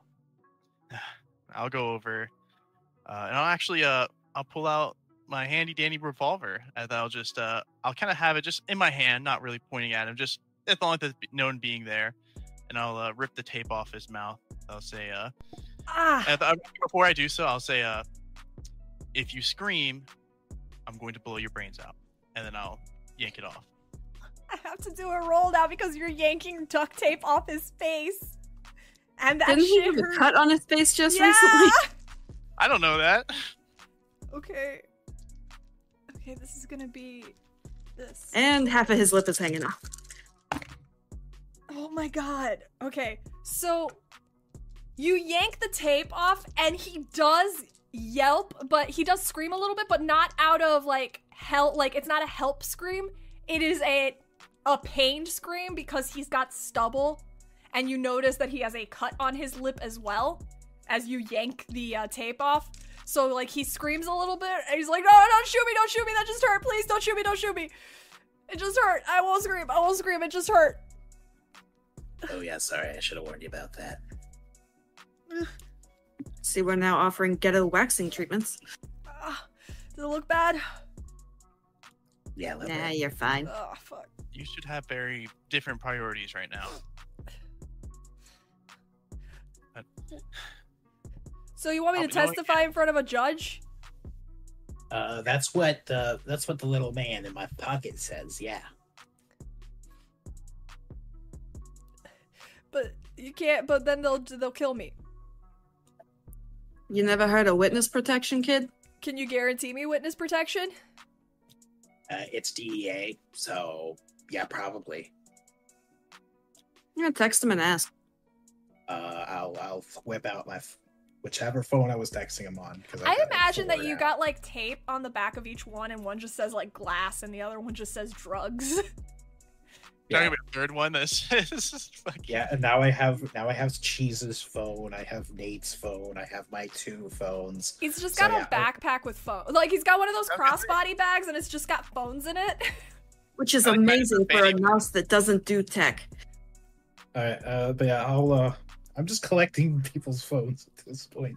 I'm gonna go ahead and text Glass. Can I guarantee WP for this booger face?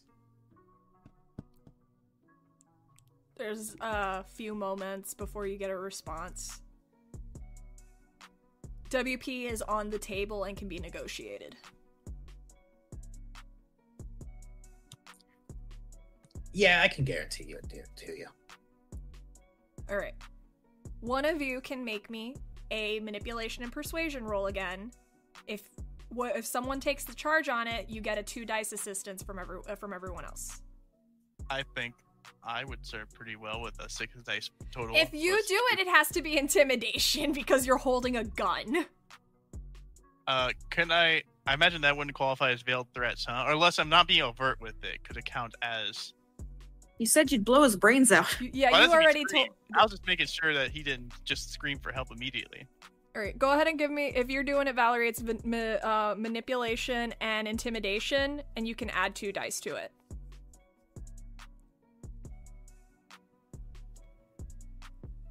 The veiled threat is in the gun itself. You're muted if you're trying. Oh, sorry, I forgot to push the talk. So I was gonna say, do I get veiled threats? Yes. I heard. The gun itself is a veiled threat. So I have blah. So that's 2.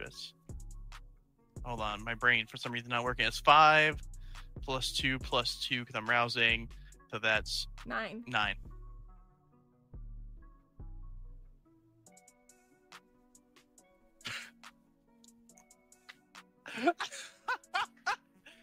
I'm laughing because it's actually really good. 9 successes. Every Hot dice. diggity damn. Nice. The guy looks around at all of you before settling on Valerie, then looking at Valerie's gun and then back at her. Yeah, fuck it. Fuck these guys. They fucking aren't helping me out now. Fuck it. Yeah, I'll testify. If you can get me witness protection, I'll fucking testify. Fucking sick of this shit. I will step outside to the backyard and I will begin to call Michael Glass. Agent Glass answers the phone. Hey, buddy, it's your nice friend. I've got our. We ain't friends. Yeah, well, you can feel that way if you want. Look, I've got a witness here. He's willing to testify. It's on the table. I didn't tell him it was on the table for that witness protection, but please give this man witness protection. That's all I ask of you, boo-boo. Anyway, looky here. I've got a man who's pissed his pants. We're gonna go ahead and drop him off in a nice little cemetery where you and some buddies can pick him up. and you can do what you want with him, and he will testify all nice like to get these people taken down, or at least a couple of them. I got some names too, if you want them. What are the names of Ooh, I've got some first names. He doesn't know their last names, but I got one big one. First name and last name seems to be the ringleader, or at least second in command. His name is Antonio Rivera, or Rivera, or something like that. all right. The other two are Dewey and Raphael. It seems to be one of a few crews. It's like a bouncy thing. And they're It says dealing that pharmaceuticals? Yeah, they've got a lot of ADHD meds, but I see some other stuff here too. Do you know who they're getting the drugs from? Well, we've got a description, and I can back that up. You have a pseudonym, at least, Eileen Hughes, I think, but I think she also goes by Dorothy. There's some silence, and you can hear the sound of keyboard clacking. Which do you know which hospital it is again? Should be the one in Dunedin. Okay. Here's some typing. Dr. Eileen Hughes, a surgeon in Mies Dunedin. That sounds like her. All right. I will get this processed. I'll pick up your guy wherever the hell it is, and we can get this warrant. We can start processing this warrant as early as tomorrow. Sounds fun. Don't contact me afterward. We'll get it right to you. Thank you. All right. You hear the line? I'll head back inside. It's your lucky day, buddy. You get to live and you get to go testify. Well, yay! Some nice friends will meet you. I just want to get out of here. Mm-hmm. Sounds fun. Hey, Valerie, could you? I will. Actually, I'll say I can't do the blanket one. I can't do the broad one because that would mess up whatever we have going on here. So I'm going to more specific. Just have them forget our faces if that works. That's what I'm planning on. I'll kneel down. I'll look to him and I'll start talking to him. I think it would be, you never actually got a good look at our faces when you came in here. Did you know that?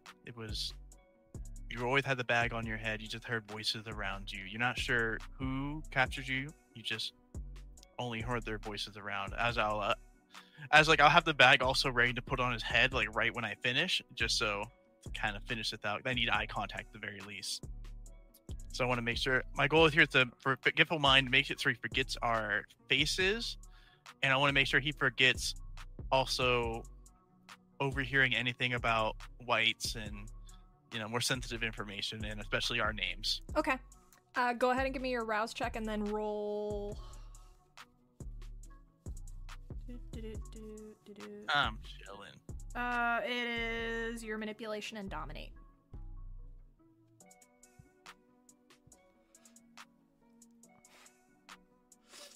Ooh, I'm gonna re-roll some of that willpower. Like, it is going to work. The number of successes just determines how much you're able to rewrite. Okay, perfect. Yeah, that's good. I'd be so familiar with it. 3 successes, you got the more important stuff. The faces, any masquerade stuff, and your names. So you're good. Yay. All right. And then I'll cover the face. Okay. River walks over from the kitchen. Should I move him?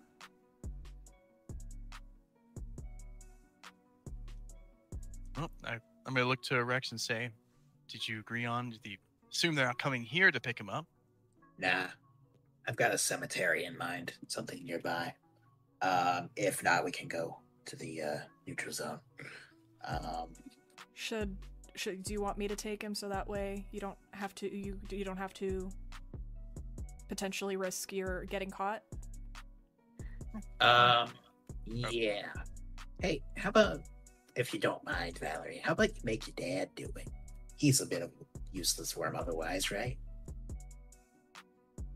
Kind of in their minds, like, You sure it's a good idea to let him go on his own? Are you sure it's a good idea to let him go on his own? It's your property. I'll, I can go and be back and...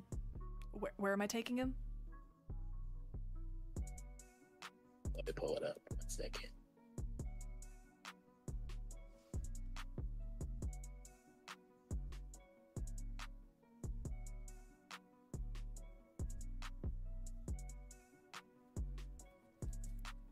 I should probably should let both of them go, because at very least, if they're isolated and alone, might be more of a threat. At least if both of them are together, that way River can keep an eye on him, and if anything does happen, at least have each other. Yeah, we'll do Rose Memorial Park Cemetery. That's so funny in the context of the greater city as a whole. That is pretty... Mark nods and starts grabbing some keys, but River stops Mark and grabs the keys himself. Pick up that side of the cage. We'll load him up in the back. And both Mark and River pick up the cage, load it into River's car, and start heading out. And it's just the three of you now together in the Coterie Haven, and the scene is yours once more. Are there any more pressing matters you have to attend to now? I wanted to share my findings about the white upstairs. It was actually something of really interesting note. Valerie Cheese is dead. I don't know if you care or you remember him. He's one of the guys that helped us with the truck. Valerie kind of furrows her eyebrow, like actually kind of struggling to remember. Like, it was... Which? The scrawny one. The scrawny... Not the too scrawny one. That was Nate. I vaguely remember. I was more preoccupied with dealing with myself, but he's dead? What happened to him? Good friend of mine got jumped by that nerd and his friends that we are about to hopefully throw into a nice prison cell, but we'll see. Kind of nods and sorry to hear that. Unfortunately, Annalise, I got to ask you to do cleanup duty again. Whenever you feel like it. I'd rather not watch. I understand. He was a good man. Good drug dealer. Did what he could. I'll be gentle with him. Okay. Anyway, Valerie, say what you will. Okay. I was doing 2 weeks ago, doing research on the white, because I figured maybe if there's some sort of ritual or something that they're doing, maybe I might have some physical evidence. So consulted with what I knew and looked over the body. I found something weird. I found a bit of, like, a mark on their forehead. I thought it was dry blood, but it was a birthmark of a backward C. Apparently this symbol is associated with Cain. I'm not sure why the white would have the symbol of a myth on their forehead, but I know that there is, Nodist and Sabat who are very interested in this figure. You have something you want to say, Annalise? Storyteller. Yes. Did I have any knowledge or recollection of a mark like that being associated with Sabat? You go ahead and roll me an intelligence and occult. Can I help by just giving him a description and everything? Yeah. I hope to have done. Yes, you can. Ooh, fun. So intelligence and occult +2?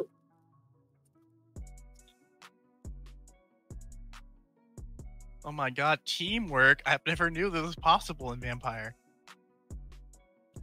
I have successes. All right, what was the context you were looking for again? Sorry, I'm just referring to some notes. if I have any familiarity with that particular mark being associated with the Sabbat, especially given what I talked to my sire about. You know that that mark does symbolize, learn from occult studies that is the symbol of Cain. And you do know that the Sabbat do not refer the Sabbat do not refer to themselves as kindred. They refer to themselves as Cainites. So dollars to donuts, that is in fact a Sabbat mocking, which tracks with some of what I found out. What may that be? Apparently, back in the 90s in New York, when this Delilah chick went missing, New York was an active battleground, everybody versus Sabbat. And the Sabbat were using whites as shock troops. Apparently, there was also a rumor that there were some caitiffs that could turn a person into a white just through their embrace or just through their bite or some shit, with no incubation time. That's like the most Masquerade breachy thing I've ever heard. Yeah. That's and it also, I think it might have been just through the bite and feeding on them. I don't know if they even had to give them back their own blood. I don't remember the details, but pretty hinky rumor.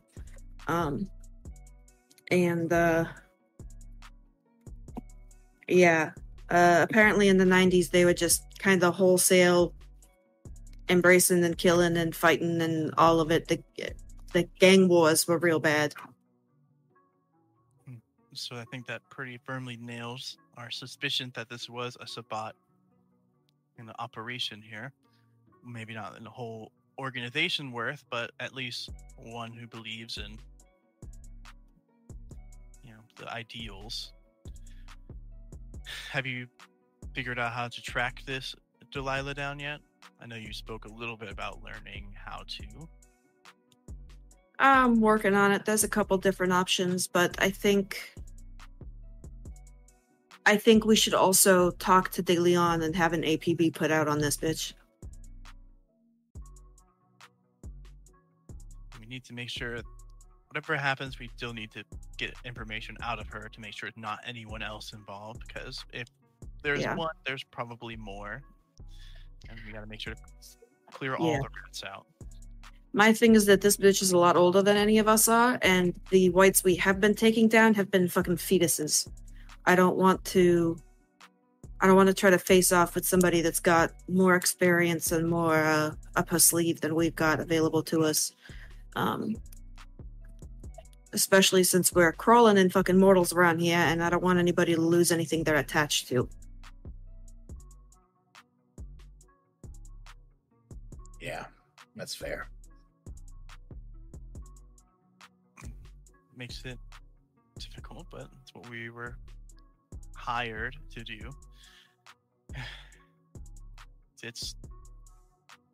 We'll figure it out. As long as we have a location, we should have a lot of different avenues to taking Delilah down, at least capturing Delilah, making sure that there's nothing else. Worst case scenario, we can just kill Delilah and probably be fine in terms of white situation. Whoever else is remaining can be someone else's problem. We did what we were paid to do. Did either of y'all see the Tampa Bay Times shit about the Dunedin apartment complex? Yeah, I saw it. As far as we can tell, we did a good job cleaning up. Thank you, Annalise, for taking care of those cameras. That's what I do. I have the phone from the old woman who I assume is that Diana lady that they talked about in the article. I don't know if kind of ever analyzed what happens after corrosive vitae or not, but hopefully they can't trace it back to any kind of biological or DNA anything. Yeah. There's nothing we can really do. Even if they could, I don't think they're gonna find much. they'd probably just explain it as like quick lime or some shit. Yeah. But the case is, things are at least looking relatively well. We have our target in sight, or at least knowing who our target is, just have to find them. We have our blackmail in our way to stop Eileen from the hospital. I was actually going to use the body and try and frame, fabricate evidence that we had from that apartment complex, but it doesn't seem like it'll be necessary now at this point. Maybe maybe an icing on the cake, do it as well, but might have to focus on what we're gonna do for Zeke. That'll be a issue too. I'm tracking him. It doesn't seem like he does much other than tinker in his little place. His pride might be a good shot. Toreador peacocks, and I don't know if you guys are aware of this, but traditionally peacocks actually eat snakes. So if we hit him from the angle that it's really strange that a snake is keeping a peacock as a pet, maybe he might take offense to that. Do you want to be the one that tells him that to his face? I didn't say it had to be directly. That's true. I was more interested in removing his fingers in the police affairs. If they have nothing to back their bark, at least on a grander scale, it should be no problem driving them out. I have some individuals who'd be more than willing to take a more physical approach. They may be kindred, but videos and a crowd of kind on them, they wouldn't be able to do anything. They would have to leave or risk their identity being exposed. I'm sorry, you think you're gonna send these fuckers away and they're gonna stay gone? I imagine aren't going to stay gone, but at that point, as for Rex here to build up. Valerie, the only way to overthrow and keep power is to eliminate the motherfucker that had it before you. If you want this, Rex, we have to kill those two fuckers. It's no drive them out, it's no send them on a vacation or somewhere else. It is ash them. I figured that. I'm not unprepared for that resolution. I'm building my resources as we speak. Not just to undercut them, but in case things need to happen. I think I'm sorry, go ahead. In the meantime, you at least have a little story to tell, considering you got the first scoop on our little DEA activity and our bust, potentially, of the hospital. If we get this evidence of what Eileen's involvement and we spread it around enough, it would be very difficult for Dorothy to even operate in this area without someone trying to arrest her or her having to at least be very, very far away from public eye, which, considering what she is going to be very difficult for her, as they're more often known for wanting to meddle with others and cause problems. I figure a full exposure. If we can't fully, that might be something that would drive them out if we could fully expose them. But yes, I do think that killing them would be necessary. Either way. Be careful with that fully exposed shit. Way back in the bad old days, there were some clans that tried to point kind at each other like guns and use them to take each other out. That shit backfires real fucking fast. That's how you end up with shit like the Second Inquisition. Yeah, that's fair. Even if not them, freaking hunters. Yeah.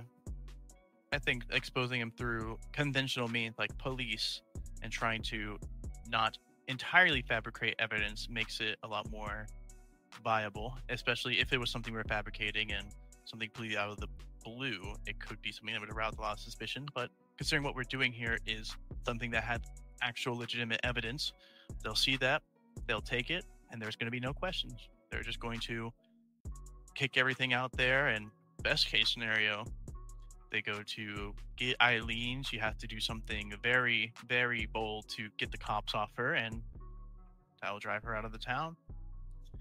Worst case scenario, she goes underground and she can't, her powers and influence diminishes greatly because she can't really go out in public anymore, or be seen and have her hands in public affairs, which I know that's what probably she really wants to do. Yeah. The best part about it is that we can't really change our looks, so there's no way for her to really easily disguise herself. She could be a big fucking snake. Storyteller. Uh-huh. Would I need to roll an insight to notice the tension so thick in this room you can cut it with a fucking knife? No. Okay. So are we gonna shoot the fucking elephant in the room, or are we gonna sit here dancing around the fucking daisy bush all day? I was waiting for it, but you know what? The ghouls are gone for now. Fine. Valerie, who the fuck are you? Because you're not the damn kindred that I knew when you went to that party.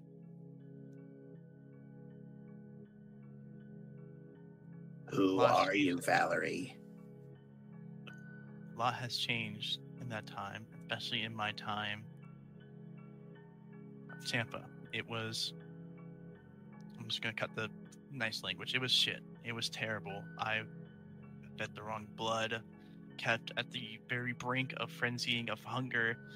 And all I could do to satiate that was being fed heinous blood. I had to take everything in my power just to keep down. That doesn't, it changes you. I can't just come back from that the same. And I learned some pretty fucking important lessons being there. Like, one thing I learned, which Avery would probably be was ecstatic to fucking hear, that I learned that I'm a venture. That I can't fucking change that. No matter how hard I try and not be that and try and pretend that I'm not, I am a Ventru. And I will always just have to live with that fact. Nothing I can do can change that. Like, while I may be able to decide how I act and decide what kind of venture I want to be, nothing's going to change. At the end of the day, that's what I am. And I'm tired of running away from that. All it's done is brought me problems, brought me just shit, made more complication than anything else. No, I don't believe you. Yeah. I'm sorry, do you want sympathy? Tough shit. You're a kindred. We all have been through shit. No. You want to tug on heartstrings? We don't fucking have any, we're dead. Pick a side. Rex, or these fuckers we're gonna squash? Hold on. No, Valerie, I don't believe you. I don't think you're bending to your fucking desires as a Ventru here. No, something's wrong. Something's different. The way you acted whenever I could talk to you that night, that was not the fucking Valerie I met. That's not just somebody who's realized they've become a Ventru. No, they did something to you. They fucked with you. I said something that you should have reacted a lot more heavily to, and you did not, because you never told me, but I know what's going on, Mithras baby. Why aren't you talking about it?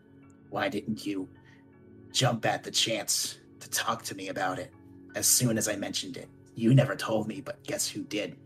Levi, one of your arresters. I didn't have a name. I appreciate that, but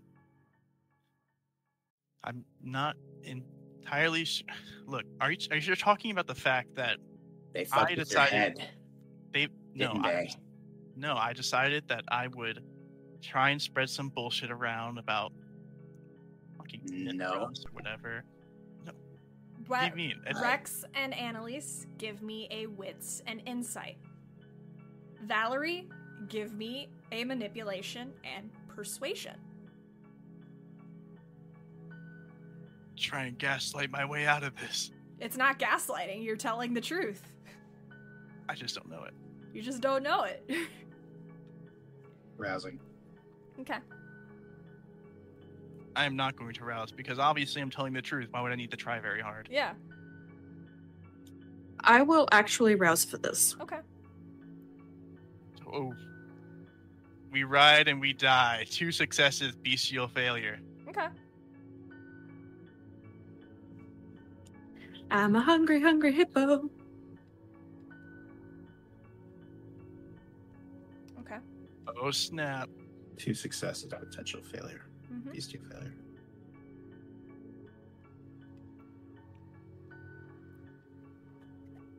Five successes. Rex And if that doesn't make it, it's bestial. Rex and Annalise. Valerie's telling the truth. Whatever Valerie's saying, she believes it to be true. Nah, they fucked with your head. I knew it. They fucked with your head. Something's wrong. You believe this. Rex, No, they spun some web in your goddamn mind. No, Rex, I'm telling you. I would fucking know, okay? I do that shit. I would know if that happened. Just admit it. do You were that in a shit. room with Ventru, and you didn't get your mind fucked with after fucking up and telling everybody that defending Mithras. No. They fucked with your head. They're telling you that you were never part of this Mithras thing. They made you forget your captors. They figured everything out, and they made you forget. Just admit it. They made you forget. I know you're strong, Valerie, but you're not that strong. I imagine Valerie's just like feeling really uncomfortable right now because there's probably like some weird latent feeling that she doesn't quite understand. I need you to make a wits and awareness test, Valerie, as they're throwing all this information at you. I feel like I'll arouse now. This actually feels like it's gotten a lot more serious. Yes, you can rouse. Blood surgery, they say. Oh, 300. Like, I I'm being know that there's overbearing. a roll. I know that there's a roll when the information starts coming up for rationalize. Yeah. There is. It's a wits and awareness. Wits and awareness. Ugh. I'm not good at this roll.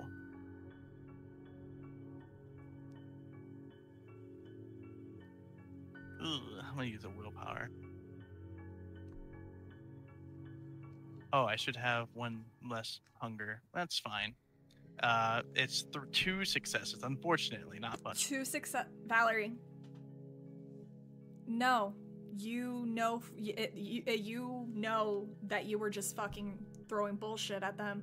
Yeah, you were in a room with Bateman and Agnes. You guys talked, but they just slapped you on the wrist for doing this shit, and after Agnes talked to you, you know why they just did a slap on the wrist, but you were just spewing bullshit on the Cult of Mithras as a way to fucking get back at your sire because you hate her. That's it. That's all it is. That's all you know about the Cult of Mithras is just rumor and speculation. You don't know anything about them.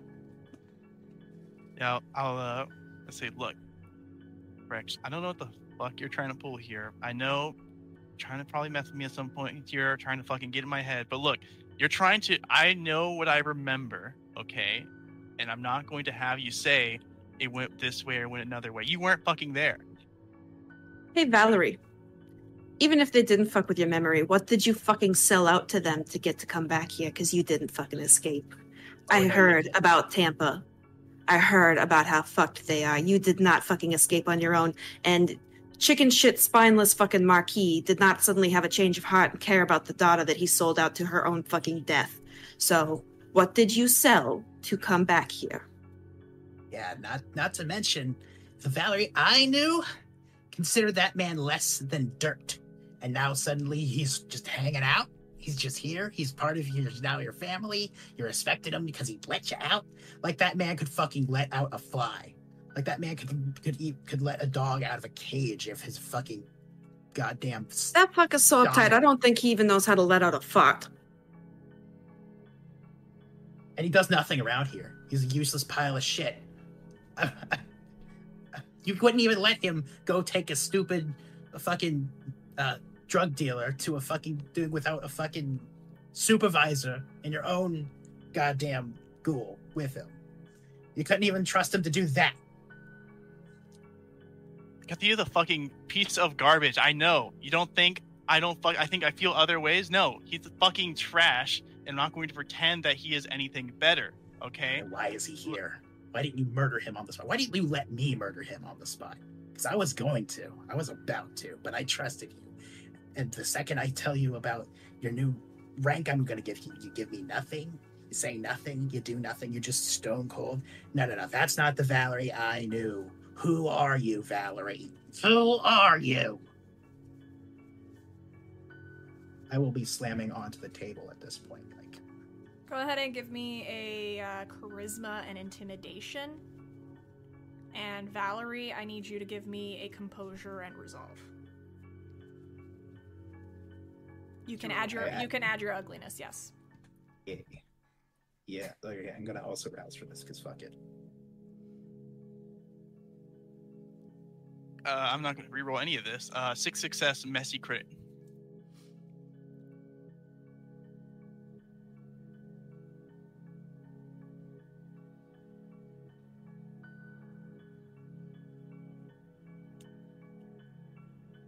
You came back from someplace I will you just shouldn't have do been a able to 5. come back from. And Ventrue don't do fucking anything for free. Valerie.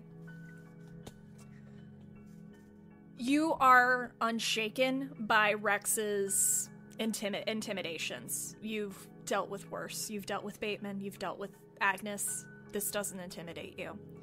Stop However, rolling well. your beast will not tolerate a low clan from speaking to you like this. You are Ventrue, and you are superior to them. You know why. Your beast knows why it's not interested in being sweeper, because you have a higher rank coming to you. So, as the dominate compulsion hits you, the arrogance fuels you, you are now feeling more superior to your lessers. And you will remind them why. Aren't Tremere also a high clan, technically? Lesser. Not lessers, lesser. Okay, just checking. I forget everything else other than Ventrue is a lesser clan. That's Forgot true. that part. But you see, Valerie will just kind of like more like neutral stone face, trying to kiss her composure, but now just kind of like a look of just annoyance and just absolute disgust, and looking at both of you as she's just said, "You don't even have any fucking idea what I've been through, and you think you could talk to me like that? What I've had been made for this position, what I've been doing here. I didn't even have a fucking childhood. I didn't have anything. You guys actually got to live your fucking life. You know what I had to do? I had to train to be who I am today. And you think you can just boss me around and talk to me like I'm your fucking equal? No." oh. So Can I you're just backhand Valerie? Valerie, give me a Dex and Athletics, and Annalise, you have to roll Dex and Brawl to backhand her. Can I help? Cool. How can you? I'll say you can, because like you're both kind of just talking to her. Maybe like you talk, like addressing Valerie will pull her some of her attention away. So yeah, 2 successes. Okay. Can I rouse for this as well? Yes. All right, so rouse, and then I have an assistance? Yes. Yep. Just remember where your hunger's at, people. I'm at 3, baby. I'm at 5, baby. Okay. A little hangry. Oh, you think my life is just so fucking amazing and fucking spring shine and fucking waterfalls and shit? I'm saying the wrong goddamn words. I don't give a fuck. Look, as soon as my dad died, everything was fucking shit. Fucking age fucking, I don't know, 12 to now. 34 goddamn years old, about to be 35, if you consider, if you don't even think about my fucking death date. I've been through more shit than you've ever have, Valerie. God damn it. You manage, before Rex goes on to this tirade, Annalise, you are able to just backhand Valerie real quick. Valerie, take 1 point of superficial damage. You are silent, which is why you were silent during Rex's tirade, because of the audacity. Listen to me. I don't give a fuck that you had a rough childhood, okay? We all had rough fucking childhoods. You don't grow up to become a drug dealer without a fucking rough childhood. You don't grow up to choose to become what we fucking are rather than continue to live your life without a rough fucking childhood, okay? I get it. Daddy sold you out because he was fucking weak and fucked you over out of a childhood. Congratulations, welcome to the club. Get over yourself. You're supposed to be stronger than that, or are you not a fucking Ventru? Valerie, your beast is purring in your ear. Is that any way to talk to the future Prince of Tampa? Talk to me, Valerie. I'm... Who are you? Tell them, Valerie. Tell them what we are. We are the future of the Tampa Camarilla. You see, Valerie's gonna kind of moment just recompose, and actually Valerie's gonna kind of smile for a second and just kind of let out a little. I don't know what I'm worrying about. You. Soon enough, I won't be fucking here to even mess with you both. Once I get done with this job, I can be the fucking Prince of Tampa. I'll have the opportunity to be able to fucking change things over there and be able to fix shit, okay? Be able to fucking finally be in charge of this goddamn chessboard that I've been a piece of for so goddamn long. And you think you can just waddle on in here and talk to me like I'm on your fucking level? I've been working towards who I am way longer than any of you have.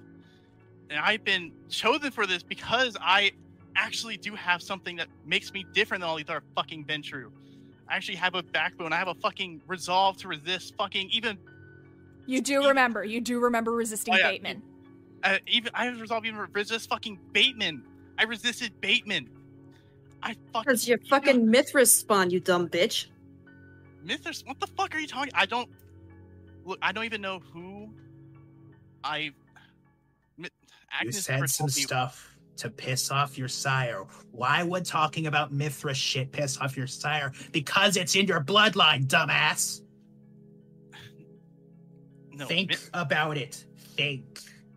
I know you know that they fucked with you. You may have resisted Bateman. Or did they tell you you resisted Bateman? Or maybe you did.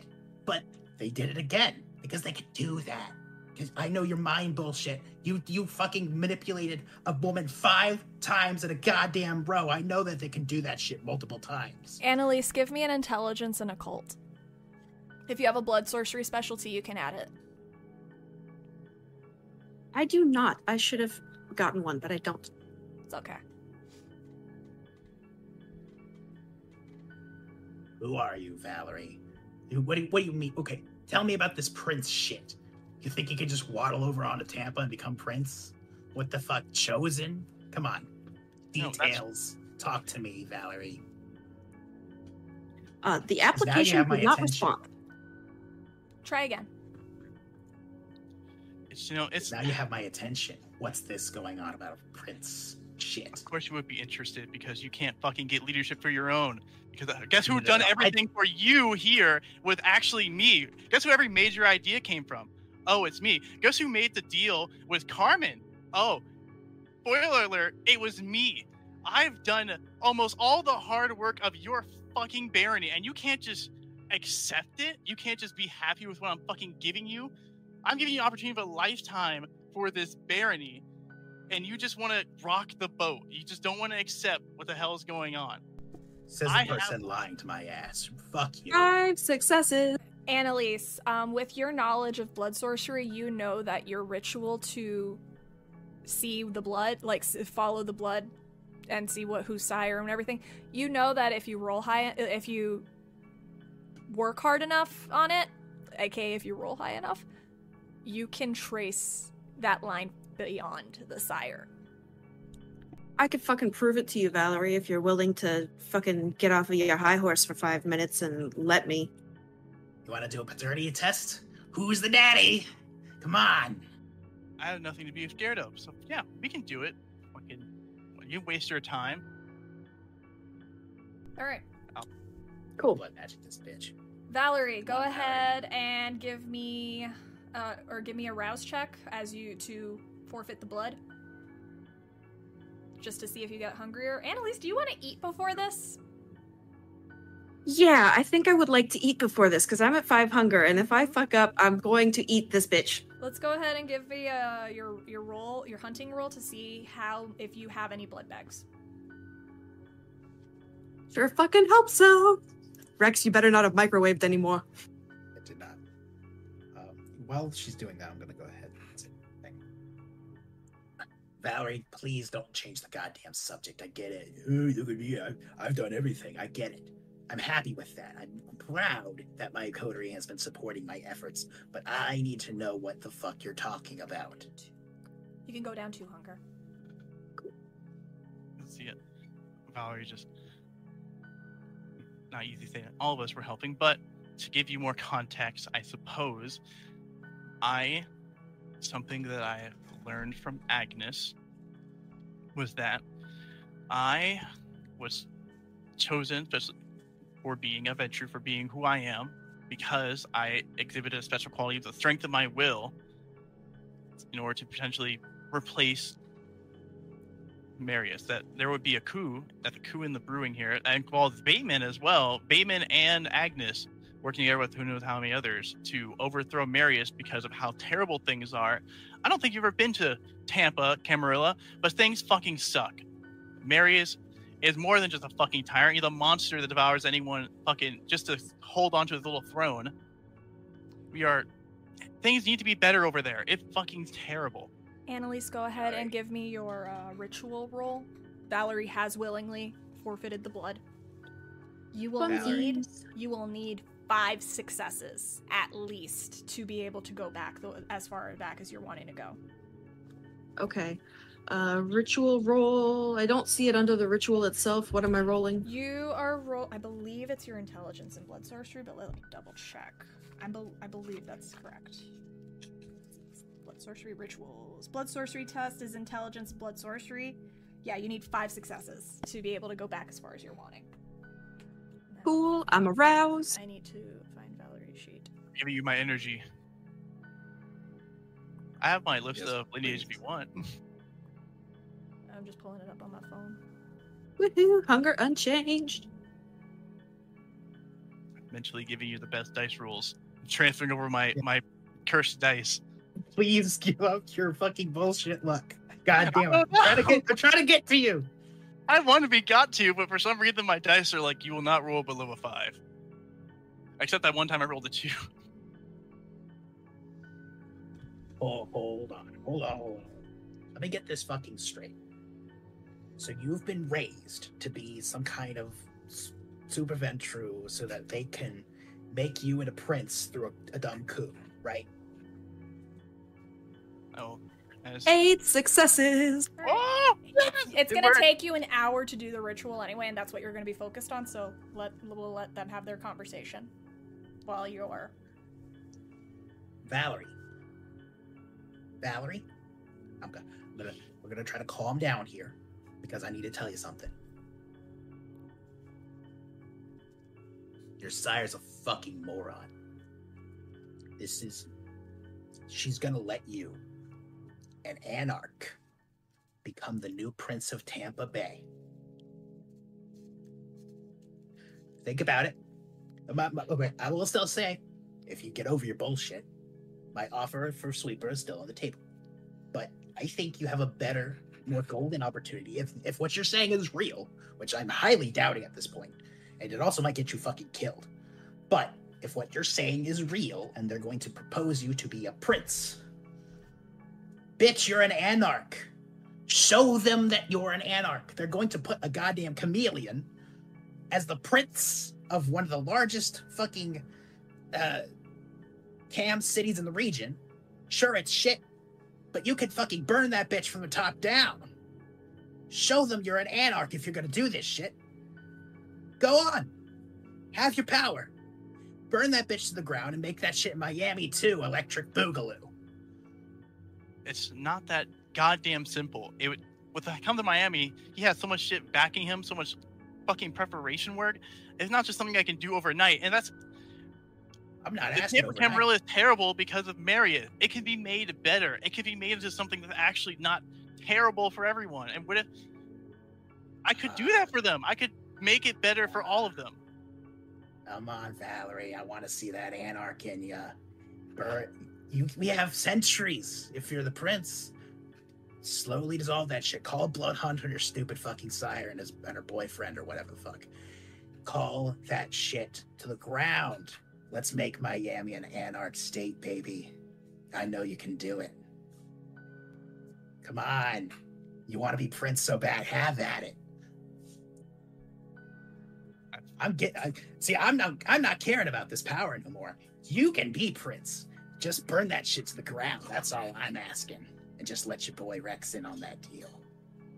That's all I'm asking from you. Just leave us alone. Call us nice little. We can make a nice little system. I'll get you some drugs. We'll be great. Rex, that's so funny. I've literally done nothing but get you to where you are now and help you. And what you're asking for more from me. That's so. I'm just doing what you're probably gonna fucking do anyway. Improve the Camarilla. Like you give a shit about the Camarilla.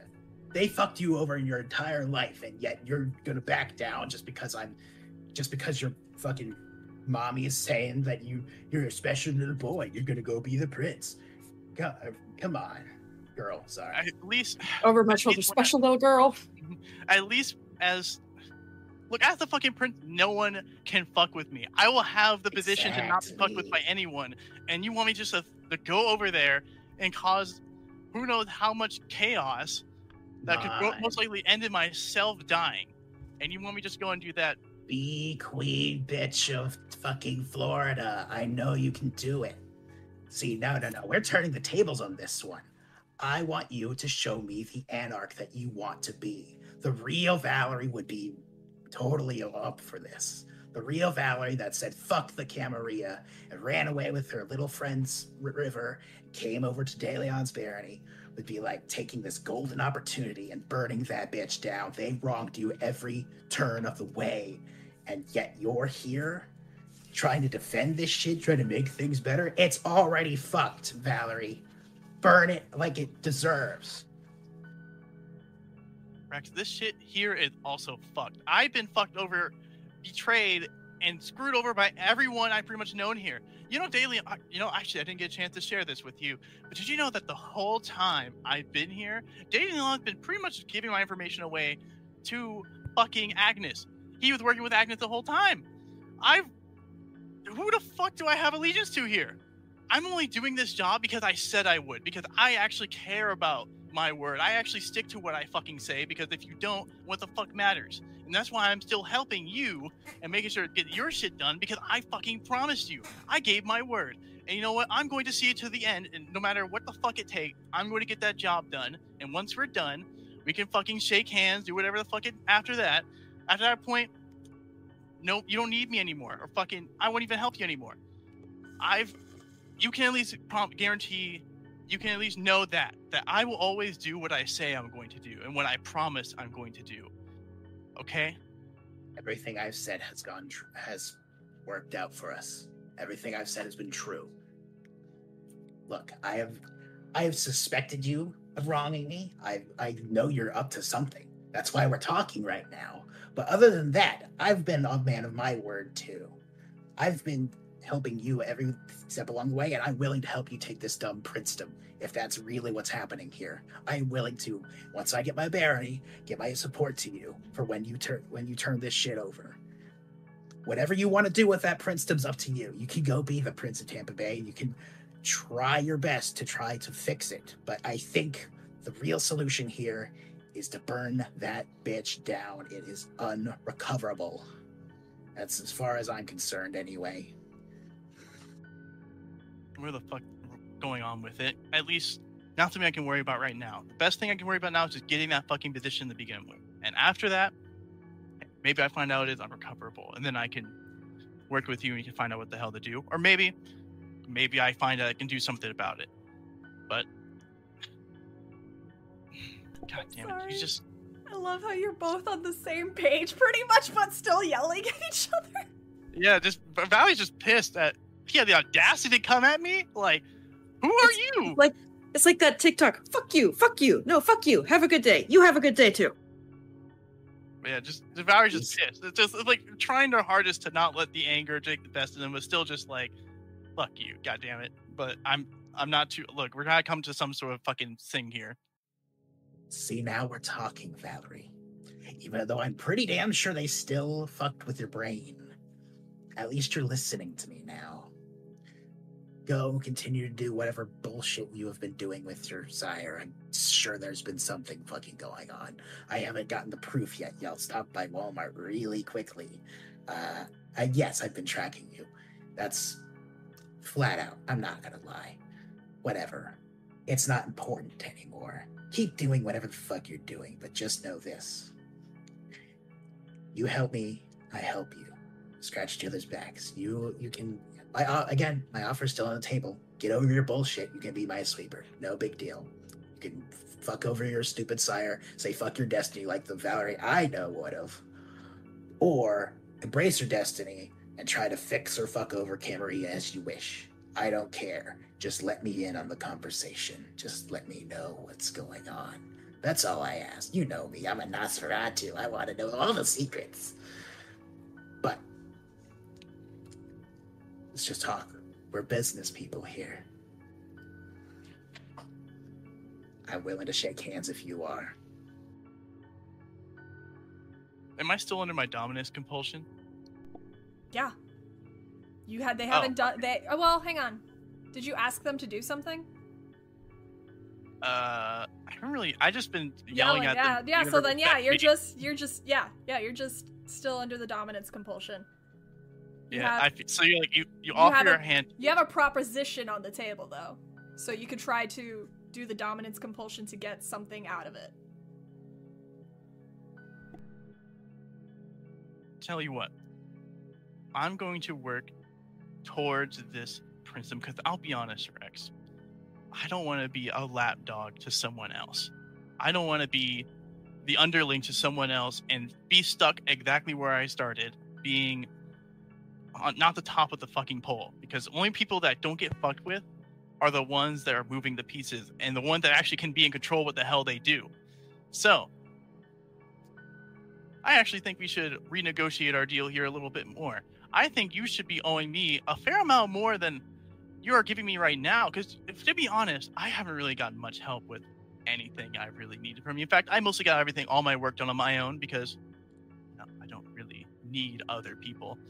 But once I do get over there, and if I ever do become prince, I expect you'll be owing me about 2 or 3 major favors, considering how much I've given you here. In fact, Dorothy's whole thing has been resolved by me finding out who Dorothy is within the hospital. You sure you might be able to get the hospital and you're locked down and messed up, but you're really going to think you're going to find a ministry when they're trying to keep their identity and their self hidden? That's going to be a little bit difficult. And I've also been one who's been informing you about Zeke's position on the police. I've been the one helping you. I've been negotiating for you with Carmen. If you don't have me, what the fuck do you have with Carmen? It's at this point that River and Marquise have returned. And they are cautiously coming in, having heard the tail end of that conversation.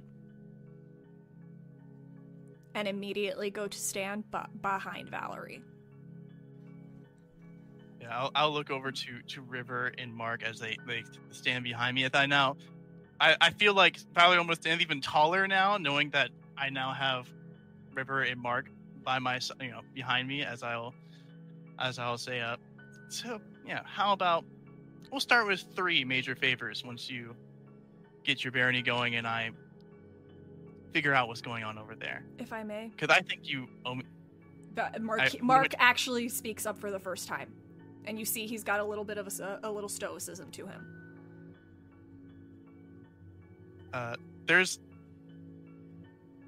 I'm just gonna slap him. I'm just gonna turn. I'm here, and then I'm just going to turn. I'm just going to slap him and say, "Did I give you fucking permission to talk?" He takes the slap. He doesn't even fight it. Takes it and falls silent. See, that's the Valerie I know. You don't know fucking shit. Shut up. I'm going to look. Come on, Valerie. You know I never shut the fuck up. That's my specialty. I don't shut the fuck up. That's how I'm still here where I am now, Valerie. I'm gonna stand up to.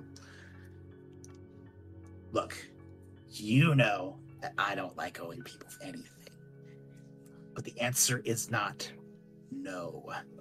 It's currently not yes either. I think you're a little riled up right now, and we can talk about it later. And I definitely want to see this paternity test going on in the background. And I think your little friends here know more than they're letting on. I think Daddy definitely knows what's going on. Because you for sure would know about this dumb Mithras crap. I'm gonna stare both at River and Marquis. Like, River looks confused. Marquis, stone-faced. Yeah, you got booger faces, probably fucking change. You got your minds fucked too. Yeah, doesn't fucking matter. River was still over here. Valerie went to Tampa. Marquis came from Tampa. River was here with De Leon. Yeah, true. River, you probably fucking know, and you're just fucking holding back. You've been around fucking Kindred, fucking Ventruse this whole time. You probably fucking flying your ass off. Whatever. Doesn't fucking matter to me. But I'll let you cool off before I shake any goddamn hands with you right now, Valerie. Things quiet. Yeah, go ahead. I'm just like, I imagine I have like the looking a little bit down at you look, especially because you're smaller, you're shorter than me, so I'm staring down at you, just kind of, walk off. And then I'll walk over towards Annalise and I'll sit there impatiently waiting for the results. I have changed which finger I am stirring the blood with. All right. So you wait the rest of you all quietly, it's in silence, just the rest of the ritual time. The rest of you spoke it inside, who fucking cares? The ritual time, just staring at each other, periodically glancing over at Annalise as she finishes the ritual. When she finishes the ritual, Annalise, you taste the blood and the information comes to you. Valerie Monet of the 13th generation, child of Agnes Bourbon, child of Aurélie Archambault, child of Suzanne Alphonse, child of Marie of Lorraine, child of Lady Anne Grey, child of Alexander Worthington, child of Thomas St. Maur, child of Duchess of Amber, going all the way back to the 4th generation, Mithras.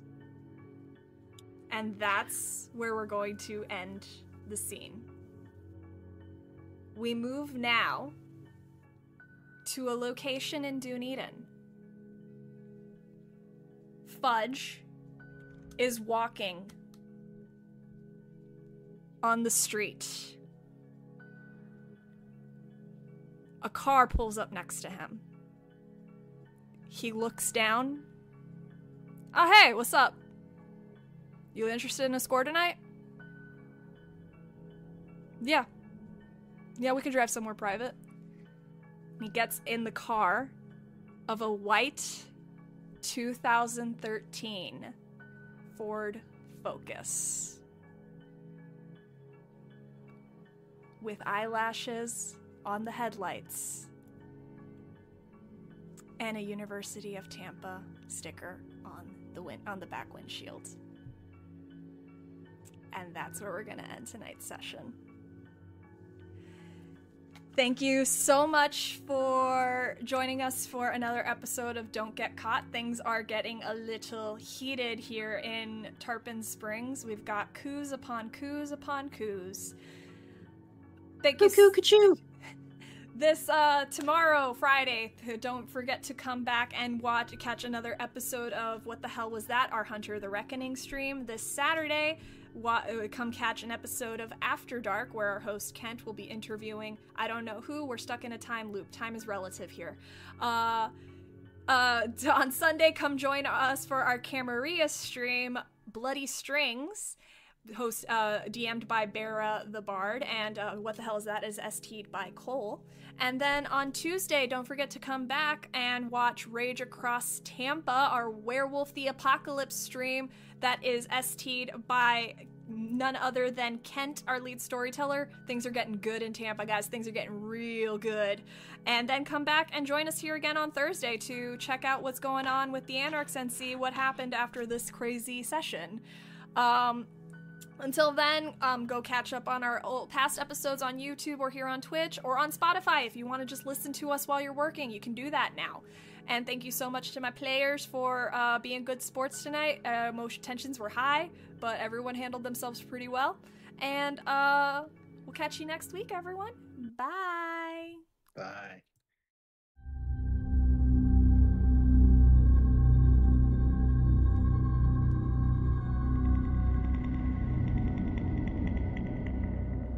This has been a St. Petersburg by Night production. Don't Get Caught is produced in agreement with World of Darkness and Darkpack. The storyteller for Don't Get Caught is Nikki. Tonight's characters were voiced by Jade, Mango McSalsa, Krazaz, and Jay. Visit our website at stpbnight.com for more information about all of our productions and how you can become part of our community. Thank you for listening. Until next time, fangs, stakes, and claws out.